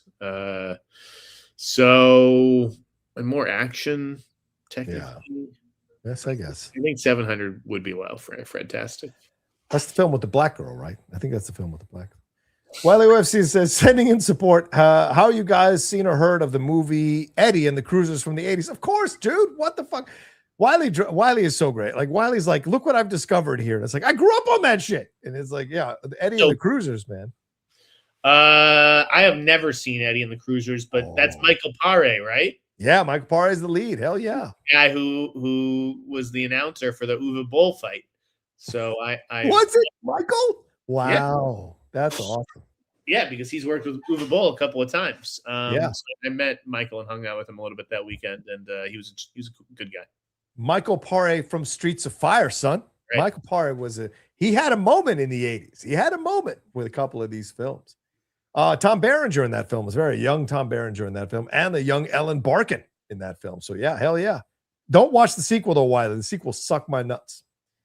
Matt Sister McCall, in 2008, I won a karaoke contest performing Slow Ride, nice, from Foghat. Rank these 5 2008 movies: Taken, Bronson, Eden Lake, Cloverfield, and Forgetting Sarah Marshall. Oh, shit. That is tough. Oof. All right. I'm going to go Forgetting Sarah Marshall at number 1. Wow. Okay. I'm going to go Eden Lake, number 2. Okay. There's no way in hell that you've seen that. Nope. The number 3, I'll go Taken, 4, Cloverfield, and 5, Bronson. All right. So I'm going to go quality with this one. So I'm going to say Cloverfield 1, Forgetting Sarah Marshall 2, Bronson, Taken, and Eden Lake. That's how I'll go without it. I mean, Taken is a good movie. I'll watch it 1,000 times before I die. Taken's good. But it's not quality-wise, to me, better than the construction of Cloverfield or Bronson or Forgetting Sarah Marshall. It's just not a movie I've revisited. Like Taken, I've seen times. Forgetting Sarah Marshall multiple times. Eden Lake, I've even seen multiple times. Yeah. Cloverfield isn't one I really revisit. Okay. Forgetting Sarah Marshall, arguably maybe the greatest comedy of the early 2000s. Sarah Marshall. Eden Lake is it a horror film? Is super fucked up. So I believe okay. this is the Michael Fassbender movie with Kelly Riley and Jack O'Connell. Oh, okay. And it's about like a couple in the woods, like crossing paths with some like violent kids, and they fuck with them, and it's crazy. Wow. Yeah, Kelly Riley and Michael Fassbender. Yes, directed by James Watkins. Watkins. That's a hell. Like that movie will stick with you. Yeah. All right. Let's see what else we got left here. Ben Davis says, any chance Adam Driver comes back to Star Wars? Never say never, I would say. Jeff? Yes. Yeah. Depends on how his career goes. I think Adam Driver communicated to them that he would like to come back, but like because he was looking for a payday. Yeah. He wasn't, after 65, he wasn't getting the paydays that he wanted necessarily. And like that Coppola movie. Yeah. He had real bombs. So Cartoon 40 has his thoughts on Teen Sex and Death at Camp Miasma trailer. I did not watch that one. Did you watch it, Jeff? You wouldn't watch that one. I did watch it. It looks interesting. I mean, it looks super like art house and very much like the director from the director of I Saw the TV Globe, but like you know, you have like that violent head smashing character. So I don't know if that's there to like appease the gore hounds like me and get people like me to watch it who may otherwise never watch it or just have limited interest. I think that Jane Schoenbrunn has proven themselves a director worth watching, though. Fair point. All right. Let's see. Dennis Hoffman says, Jeff, Maximum Please Guaranteed is great. Pleasure. Maximum Pleasure Guaranteed is great. Wife and I love. Great recall. Great recommendation. Hearing anything on Power Ballads, Sing Street and Flora and Son are great, but I slept on them. Okay. Yes, Maximum Pleasure Guaranteed is great. Glad you took that recommendation, Dennis, and that you're liking it. Everybody should check that show out on Apple. I've heard good things about Power Ballad. Okay. You know, which hails from John Carney. I've heard it's another winner. I don't think he's missed yet, John Carney. Yeah. Isn't it? They just had, who is in that? Because they just had a thing. I was sent a thing on this. Paul Rudd. Nick Jonas and Paul Rudd. That's it. Yeah. Oh, wow. I didn't even know about this. So yeah, I hear he sent an email. Has heart and, you know, some catchy songs and 2 winning performances. And, you know, it was funny. Jamie had floated John Carney. It's like, this is a Lionsgate movie, Power Ballad, right? Yeah. If you're Lionsgate, you're looking to make another concert movie, essentially, in Michael 2. Oh. Director. Why wouldn't you call John Carney? He'd be like the most perfect guy to do it, which is kind of true. Yeah. So keep an eye on that. That would be interesting. And not that I think John would go for that, but you're not wrong here, man. Once, Sing Street, Flora and Son, those are good movies. I didn't see Modern Love, the series. And I didn't see Begin Again, which I probably should watch. I hear it's good too. Interesting. Okay. All right. Eddie Alidia says, what about a serious remake of Falling Down with Tim Robinson? Also, would Pierce Brosnan have worked better as Christopher Dent? Well, if you give me Pierce Brosnan, Charles Dance, I'm going to go Pierce Brosnan. No offense to Charles Dance. Yeah, but you know, I think Pierce Brosnan should have turned down fucking Black Adam, right? I mean, yeah. He was good in Black Adam. I actually liked his or whatever. Yeah. A serious remake of Falling Down with Tim Robinson? No. I could see a comedic remake of Falling Down with Tim Robinson. That would be funny, watching him, just the world like treat him like Job, and then he just like flips out. But a serious remake, I don't know about that. Yeah. And you don't want to, he's not a hero in Falling Down. Just want to make that clear for people. He's not a fucking hero, you know? So, yeah. Wayne Edwards says, what's up, gents? I love Talk to Me. I really liked Obsession, and I'll be seeing Backrooms soon. I'm digging these new filmmakers who cut their teeth on social media. It's great. How is this going to change Hollywood? Yes, good question. The Wrap did a thing on this earlier this week. Everybody's doing it. This is the hot story to do this week. It's like no one's, we're short-circuiting our brains here. That young people can direct movies. Yeah. I think they've got their finger on the pulse of what people want to see, and they've learned that through trial and error on social media or on YouTube. Right. And so they're going to bring that to the big screen. And more often than not, over the last year or two, we've seen that they've been right. Chris Stuckman notwithstanding, there are other creators who are coming through YouTube or social media that are blowing up, and with what they do. So people used to look down on YouTube, right? If like, we couldn't get anybody to buy my thing, so I'm just putting it on YouTube, right? Now I think that there's just so many people watching YouTube. I mean, when I give Steph the remote or whatever, she'll go right to the YouTube app. Yeah. Right. That is like we're watching something on YouTube when she has the remote. So I think it's just like that's where you should be putting your short film. Don't submit it to the fucking film festivals, like so that a few hundred people can see it. Put it online and let the masses judge, because if you can build your own audience, it's easier to get financing and people to believe in you, because you're coming to the table with X amount of people, just like Curry Barker did and like Kane Parsons is doing this weekend. Yeah, exactly. Fantastic. I love Spider-Noir. The story is interesting, and learning why Ben Reilly spoke the way he did was good. Yeah. Exactly. CC Black says, Jeff, when are we getting a Doomsday trailer? Tomorrow, bitches! Blam, blam, blam! Get it when you go to my TikTok. There you go. Cody Hunt says, I just saw Backrooms. I'm not sure what I just watched. There you go, Jeff. Good ringing endorsement. I'm seeing it tonight. Yeah, I mean, I'll let you know next week if it's any good. Or in the newsletter. Yeah, that's right. I got one of those. You need to record an out-of-theater reaction, Jeff. Do it. Fucking do it. Guys, just get out of Backrooms or convert, you son of a bitch. You're in the Backrooms. You're already recording your 1-minute Instagram stories. You might as well do a reaction to it. Do TikTok. I'm gonna get on it. You gotta get on it. Get on it. Eddie Alita says, what do you want to see Anthony Starr do next? Your mom. Hey, go. Hey. What do I want to see him do next? I want him to play a serial killer in a horror movie, or a killer in a horror movie. The same thought just now. Yeah. You don't want to know where my head went. You know where it went? Where'd it go? To a nice Chianti and some fava beans. Oh, hey, Lecter. Oh, man. Anthony Starr as Hannibal Lecter. Is that too much? Is that too on the nose? I mean, that's the hottest Lecter this side of Mads Mikkelsen. But I might be on it. I might be on this train, man. Alex 1080p 1080xp says, hope you're doing well, J&J.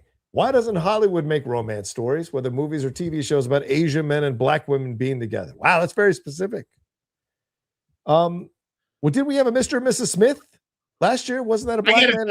I gotta tell you, I don't think I've ever seen that.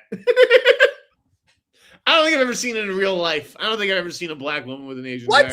You clearly didn't know a lot of black soldiers coming out of Vietnam. What are you talking about? I had quite a few friends who were black whose dads was, Vietnam. What? Yeah. Black soldiers came out of Vietnam with Vietnamese wives, with Asian wives. But this is the reverse. What's that? He's saying Asian men and black women. I don't think I've ever seen a black woman with an Asian man. I don't think I've seen it. Well, here's Brandy and Paolo Montalban, Rodgers and Hammerstein's Cinderella. That was run. Was it? Wait, black man. Are you saying black woman with an Asian man? Is that what you're saying? That's what the question says, right? Romeo Must Die. Aaliyah was with Jet Li. It's been there. Okay. Isaiah Washington and Sandra Oh in Grey's Anatomy. Okay. Ninja Assassin, Naomi Harris as Mika and Rain as Rizal. Listen, fair. These are all good examples. I didn't watch Grey's Anatomy. I didn't know Isaiah Washington had a thing with Sandra Oh. Good for them. Set it up. Lucy Liu and Tay Dix. Well, that was black man, Asian woman. So, not a black woman. It's what true. Are you getting at? Interesting. You're not even fitting the thing here. I apologize. Jet Li and Aaliyah is a good one. Yeah, it is a good one. All right. There you go. There you go. That was sad. Space Force. Oh, it was fed, right? Space Force, Jimmy O Yang and Why is Tawny not News. romance stories? It's because everybody's busy fucking jerking off. Nobody has. Oh, Jesus. Nobody has time for romance anymore. They just want to like cut corners and get straight to like the climax, essentially. Right. And those stories yeah. get told on television, right? Like that's Yeah, exactly. They do. They do. That's why there are no good romance movies anymore. Yeah, it's true. You have more time. Britbox or Brits XOXO says anything on Wagner Mora joining the Oceans prequel? No, Talk about that. not yet. Cody Huntfills, John, I'm genuinely curious about why the Geek Buddies didn't review The Boys' final season. Were you checked out of it? I love the finale personally. No, it's that Shannon didn't watch it, and Michael is like not happily powering through it. So we just didn't. Maybe we're doing our show tomorrow. I'll ask the guys if they want to review it. Maybe we'll do a segment of it, but doesn't seem to be positive reactions from the boys, from the Geek Buddies to do The Boys. So we probably won't do it. I should have done a review. That's on me. But, sometimes I just don't feel like doing stuff. Wayne Edwards says, also, since I'm in my 50s, Talk to Me, Obsession, and Backrooms all remind me of old Twilight Zone episodes, Long Distance Caller, The Chaser, and Little Girl Lost. What do you think? Wayne, that's great. Fuck me. That's a great comparison. Yeah, people mention the Twilight Zone in relation to Obsession, at least. Yeah. Talk to Me was great. Fuck it. That's a great point with the Twilight Zone connection there for sure. A lot more. It is just a much more polished movie than Obsession to me. I just think the filmmaking is better. But yeah. Cody Hunt says, I'm absolutely stoked about the Primetime trailer. Forget Timmy. Robert Pattinson is the best actor of this generation. He's on an incredible run. I mean, my man's not wrong, bro. You can make a case. I mean, Pattinson could legitimately... He could get 2 Oscar nominations this year. Ooh. Didn't they change the rule now that you can be nominated twice in one category? Yeah. Are you thinking Dune? Dune and the Odyssey. Right. And that's not even counting. Right. That's not even counting the leads, Primetime, and the drama, which obviously he won't be nominated for the drama, but thought he was great in the drama. Yeah. I wouldn't say Pattinson is better than Timmy. I actually don't think that that's true, but he's certainly come a long way from the kid from Twilight. I think it's an arms race right now with some of these. I mean, you can't ignore Jesse Plemons. You got to throw him in the mix, for God's sakes. This is an arms race right now. Hashtag Pie says, does Indy Navarrete from Obsession have Oscar potential, or is she more likely to join a blockbuster franchise like Marvel or DC, or perhaps both? Do you think it'll get nominated? Oscar, do you think it's possible? A horror film? I don't personally. I just don't. Like, it's a good horror performance, but I don't personally see the awards potential there. I don't know what everybody's getting all worked up about. I do think that I could see her in a Marvel or DC movie if she's not sought after for X-Men, which I could see her being put on the list for X-Men. I think that she could be good in either Heat 2. Oh, yeah.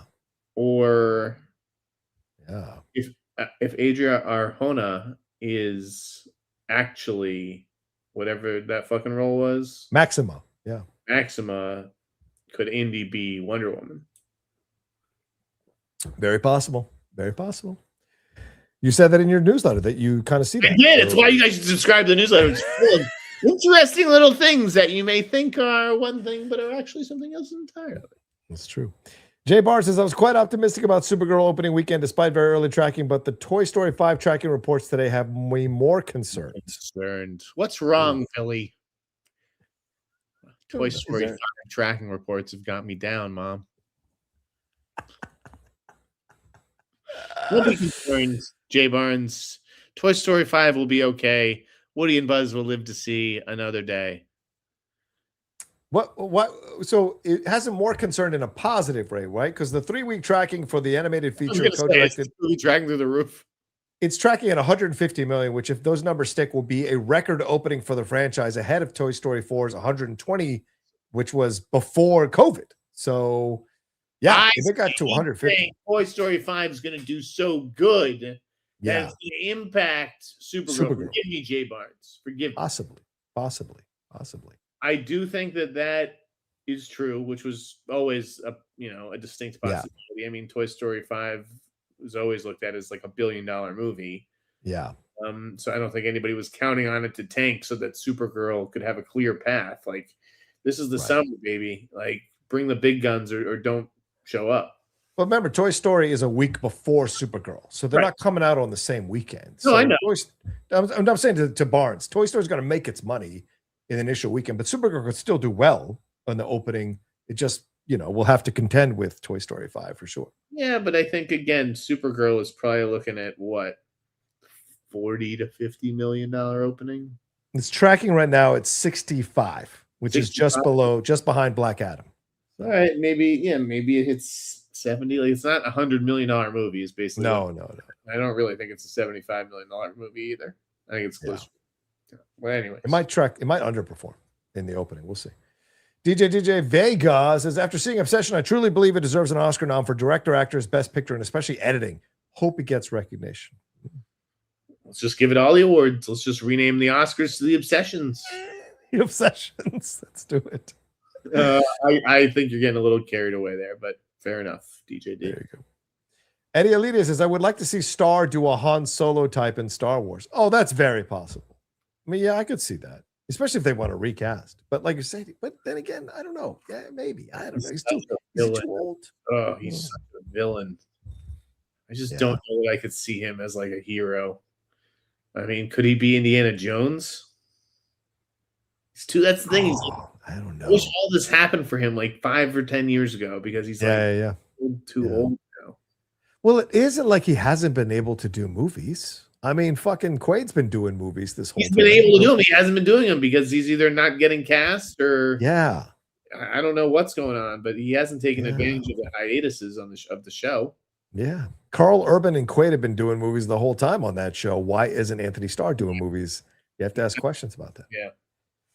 Jimmy 893 says, what's up, guys? Jimmy B93. What's up, guys? Nick Cage just did Spider-Man. He's supposed to be in True Detective. He says he's interested in doing TV shows now. Is he catching the wave late, or is it the right move? I mean, it's the right move. I mean, it only gets harder as you get older to star in movies. There's only so many roles for 65, and I mean, how old is he now? He's timeless. So 60, I don't know how old. You're right. You're absolutely right. Who the fuck am I? I did think it was interesting, the True Detective stuff. Obviously, that trail has gone cold. Yeah. I don't think if they've scrapped that show. There's too much interest in the IP. Right. But I do think that Issa, she didn't have to go back to the drawing table, but they were like, you need to keep writing. We're not ready to greenlight this yet. So I think that is what she's working on, is writing. And I hope it works out, because I would love to see Nicolas Cage as the lead in an HBO like True Detective show. But it didn't shock me to hear that. Yeah, he doesn't know where things stand right now. Yeah, and I'll say this: like, there's a great line in Get Shorty. What does Travolta say? He says, "When you're important enough, they'll wait for you." Nicolas Cage is important enough that people could wait for him to be in their TV show. I agree. He's killing it in Spider-Noir, and if he gets that True Detective, people are gonna watch like crazy. He had better to do? Yeah, like Face Off 2. Like, give me a break. Right. There's a lot of straight to DVD things he's been doing for quite some time, and that's not where he belongs. Hashtag Pisces. Speaking of Wagner Moore, there's rumors he will play Sebastian Shaw, the leader of the Hellfire Club, for the X-Men reboot. Thoughts on that? I could see that. Definitely hot. He's definitely hot right now. Everybody wants him. Yeah, I could see it for sure. Fred says Anthony Starr is a Bond villain since he's already connected to Amazon MGM would work. I buy it. I could see him stroking a cat or whatever the hell these Bond villains do. It's just like this villain, I don't see him as a good guy, which sucks that he may get typecast. Yeah, you don't want that. Yeah. Vivi Grass says, is it me? It seems fans are now obsessed with box office numbers. Yes. It's the horse racification of Hollywood. Like, why is everybody so invested in how much money a movie makes? It's wild to me. Yeah, I think it's a way of validating their opinions on a movie, right? Or, as you said, like it's a horse race. Yeah, that was the horse I picked. It should win. Drew Skizzy says, obsessed second Wednesday outgrossed Mando first Wednesday yesterday. Yeah, it's true. Yes.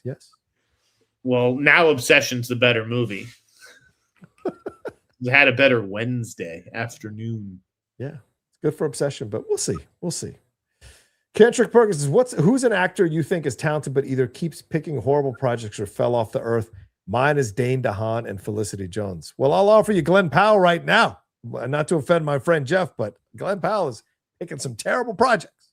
So I think in terms of actual like talent and like where this guy should be, I think the answer is actually Joseph Gordon-Levitt. Oh, well, that's fair. Talented Joseph Gordon-Levitt. Yeah. I don't know what's going on there. Dane DeHaan, I liked War Driver. War Driver, someone asked me what's the movie that like I liked that like no one's talking about this year, and that's War Driver. So like check it out on VOD. Okay. Take a flight. I mean, Felicity Jones, but I don't think Felicity was ever like in the game to be a star. Like she's always done the smaller independent stuff, happened to get the Star Wars thing, but then went right back to doing independent stuff. In second, I love this. Keeps picking horrible projects. Wasn't she in back-to-back Best Picture nominees? Yeah, Train Dreams and Brutalist. Yeah. So yeah. Right. Ooh, Keltrick, I got you there. Yeah, she's good. Like, and I'll tell you this. I worked with somebody at Universal Studios who knew her, had been in class with her. And to her, getting the Star Wars thing was like, she almost didn't do it because she was like, I don't want to be this. I don't want to be part of this massive. Some people don't want to be part of this stuff. Some people really like are about the craft of acting and just want to do this stuff and enjoy that process. And so you don't see her trying to be a fucking X-Men or a fucking DC person. She's very clear about what she wants to do. So, but I'll say Eric Bana is always the name I come back to because Bana had all the potential to do all this stuff and they tried, or Josh Lucas, they tried to make those guys things and it never really happened. Message called movie villain you hate the most. Jack from Eden for me. A movie villain I hate the most? Eden, Isn't that a show? I thought Eden was a show. Is that the Ron Howard movie, Eden? Oh God, I guess so. Yeah. Oof. I'm very confused. I'd probably say homie from Whiplash. He's a villain I absolutely hate. I gotta say, there's something about Kiefer Sutherland's villain in An Eye for an Eye. Oh yeah, Eye for an Eye. Sorry. Oof. Like he rapes that girl and then bashes her head in with an ice sculpture while she's on the phone with her mom. There's something just very twisted about that. Isn't that the Sally Field one? Yeah, I love Eye for an Eye. I'm a big Eye for an Eye guy. Yeah. What about the Jodie Foster one on the train? Did you like that one? The Jodie Foster movie on the train? Remember she was like trying to be the vigilante? I forget the name of that one. The Brave one. The Brave one. Yeah. Did you like her? I do like the Brave one quite a bit. Yeah. Good, great trailer with Mogwai. Yeah. Hashtag Pie says, I could see Indy Navarrete as either Rogue or Polaris if we're talking X-Men. Polaris, guys. We need Polaris on the big screen. I think Indy would be a better Rogue than Odessa Azion, but we'll see. Maybe she will be. Yeah, maybe. Maybe I could see her as the source was full of shit. Who knows? April Newell says, guys, have you heard of the Amazon show Off Campus? Us ladies love it. I saw it the other day as a tile, but I didn't click on it. What do you know about this? I've heard good things. I mean, it's not for me. Yeah, I don't really think I'm going to watch it, but it's going to blow up. I would bet on it in the streaming ratings and whatnot. Isn't this a cutting edge thing? It's a love story between a music student and a university star hockey player. So this is basically what heated rivalry, but for straight people. Is that what this is? I gotta see it. Are they straight? I don't even. It's not. I thought they're straight. I thought it was a woman and a man, isn't it? Yeah. Who can tell? Okay. Nowadays, who can tell? That's true. DJ Mix says, if there's any chance Lantern season 2 has a Jessica Cruz, aka a Latina Green Lantern, I imagine Indy Navarrete would be somewhere in the. That would be interesting. I like that idea. DJ Vega. Yeah, I like that idea. I would like that idea. Oh, someone said, "Where's Chris Pine on that list?" That's kind of disappeared. Benefit Indy is that she's going to be able to play ethnically ambiguous. Oh yeah, 100%. It's good money in that. That's good money in that. That can happen. Like, look at Oscar Isaac. So true. Hand of Dante, y'all. All right. SL says, what happened to Nicholas Cage's He said, "This is my people." What happened to Nicolas Pesce's film Visitation with Olivia Cook? No updates since the production wrapped in February of 2023. There's a wrap photo on the production company's website, and Pesce himself has vanished. The last tweet of his was in January of 2023 announcing. Who is asking this question? Give me the name. SLID 27 KB7 5026 30C7. That's who it is. I just call him SL, whatever. Is he a regular commenter? Yes. Okay. He's got two more. I'll tell you a very interesting question. Visitation was on my most anticipated list maybe last year or even 2 years ago. I loved Eyes of My Mother from Nick Pesce. Okay. I'm very curious about that movie, but you're right. I haven't heard a fucking peep about it, and I have no idea what's going on with it. I would assume he's the kind of director who's like just gonna like tinker with it for like years. Is he gone? Like is this a mystery that he's gone? He's like, missing. He's disappeared. Let's solve the mystery of Nick Pesce's disappearance. I mean, where's Nick Pesce? Where in the world is Nick Pesce? All right, let's see. My Mother? Huh? You ever see The Eyes of My Mother? No. Is that his? Good movie. Black and white is stunning in that movie. Oh, okay. All right. Let's see. We have two more from SL. It says, it's the Golden Trailer Awards tonight. What trailer from the past year should win the top prize? I don't know. Honestly, lately, if you're asking me today, okay, that Wildwood trailer I think is unbelievable. Oh no, you loved that Wildwood trailer, didn't you? I think it's so good. Here are the nominees. Normal, Now You See Me, Now You Don't. Wait, when is this? Is this? Yeah. Normal, Now You See Me, Now You Don't. Supergirl, Heart of Darkness, the Sisu Road to Revenge trailer, and then the Running Man trailer. These are the choices for feature film? Really? I don't know if you're looking at the right category. But... I'm looking at it. Best action feature film. There you go. Best action feature. You're looking at the action. Oh, okay. Is there a straight? What am I looking for? Drama?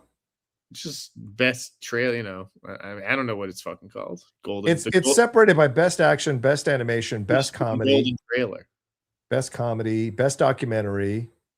Yeah, these are all best drama. Nuremberg, One Battle After Another, Peaky Blinders, Immortal Man, Project Hail Mary, or The Lost Bus Miracle. Oh, I would have to give it Project Hail Mary in One Battle. Yeah. I would say Project Hail Mary. I would give it a Project Hail Mary over Battle. Yeah, I mean, that was a box office phenom, and that song and everything, and it like did make people emotional. And yeah, I think Project Hail Mary as well. Now from 2026, would you give it? Here's the fantasy adventure: Disclosure Day, Dune Part 3, Mando and Grogu, Project Hail Mary, and Wicked for Good. I think I might go Dune on this one. Yeah, easy. Dimbala. All right. SL also says, rank these 5 movies of 2015: Inside Out, Mission Impossible, Rogue Nation, The Big Short, The Hateful Eight, The Revenant. Ooh, that's a Murderer's Row. What's happening? I'm behind. I'm behind a question. I'm still doing the Dune 3 chant in my head. Okay. Inside Out, Mission Impossible, Rogue Nation, The Big Short, The Hateful Eight, The Revenant. Rank them.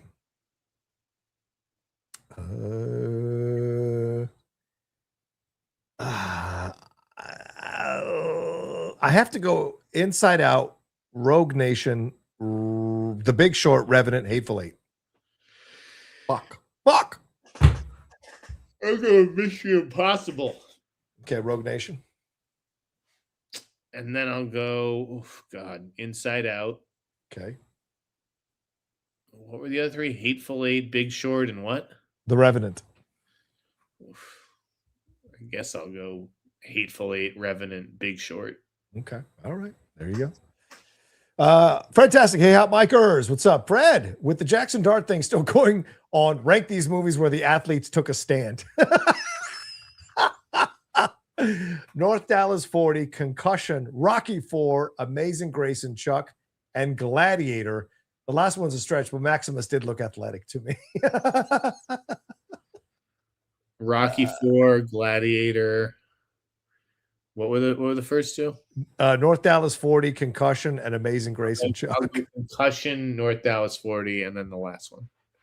All right, I'm going to switch the top two, but yes, I agree with Jeff. Completely. I go Gladiator, then Rocky 4, but certainly. That's great. That was good, Fred.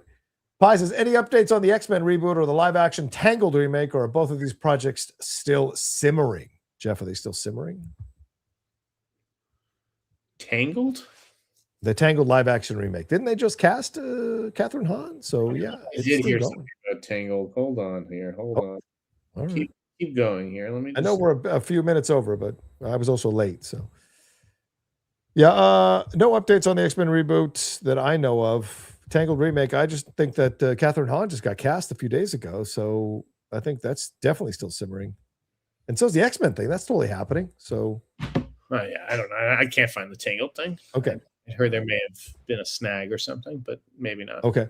Sorry, where are we now? Okay.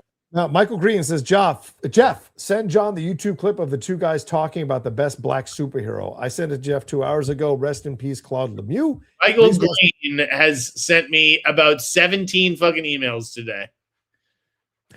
You guys got to calm down. Y'all got to calm down. We are not your friends to send a million things to. Like one thing. Right. I can take a couple of get to it. Like, this is a lot of emails for one day. You can't lose your fucking mind like that. Like nothing turns anybody off than getting 17 emails from you. I will send him the link, Michael. I will send him that one specifically. You know what, right. Michael? I want you to send the link to the Hot Mic store. I don't know what that link is. We said it on last week's show. Do we put it in the description, Jen? I did put it in the description, I think, or at least I put it in the. Put it in the chat. We got merch to sell, guys. We got merch to move. Come on now. Rest in peace, Claude Lemieux. Please watch the YouTube clip on the show if you can. Nope, can't play that. What team are you a fan of with that jersey? What jersey? I don't know what he's talking about. What's he wearing a jersey? I'm not wearing a jersey. So Claude Lemieux, first of all, and you know what? Michael was like, you're not going to know who Claude Lemieux is, but Rocha's going to know. I know who Claude Lemieux is, okay? Go ahead. My dad, Claude Lemieux, passed today because I know he would want to know that. Yeah. Claude Lemieux won 4 Stanley Cups with the Canadiens, with the Devils twice, and with my Avalanche, who's my second favorite team behind the Capitals. I hated Claude Lemieux when he was on the Devils, loved him on the Avalanche. Sadly, the rumors that I've seen online, people speculating, is that he took his own life. I hope that's not true. 60 years old. He became a player agent for other players, and he just recently, I think at the Canadiens home arena, introduced the playoff just against the Sabres, I think, recently. So, God, I hope it's not true, but, demons chase, and especially if you're a hard-ass player, there's a lot going on, and I love Claude overall, so it's sad to see him go. Jacob McKenzie says, hi, Jeff and John. Would you like to see Wagner Moura play Mr. Sinister in the MCU and X-Men reboot movie? I don't know if I see Mr. Sinister, to be honest. You guys are thinking a little too highly of Wagner. I think some people are getting a little too crazy about Wagner. He's a good actor, don't get me wrong, but I don't know if he's commanding the stage like a Mr. Sinister would need to do. Oscar Isaac in Apocalypse, how'd that work out? It's you got to be careful. Jeff, any thoughts on this? Mr. Sinister, no, I don't care.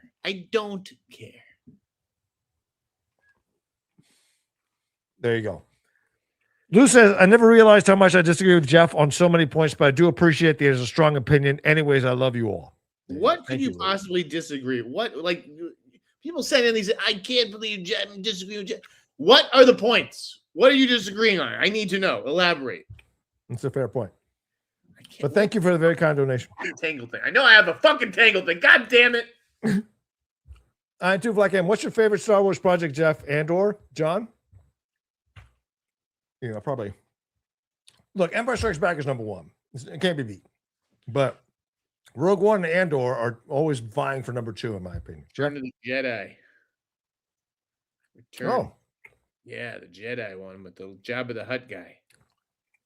Jeff likes Leia in that dress.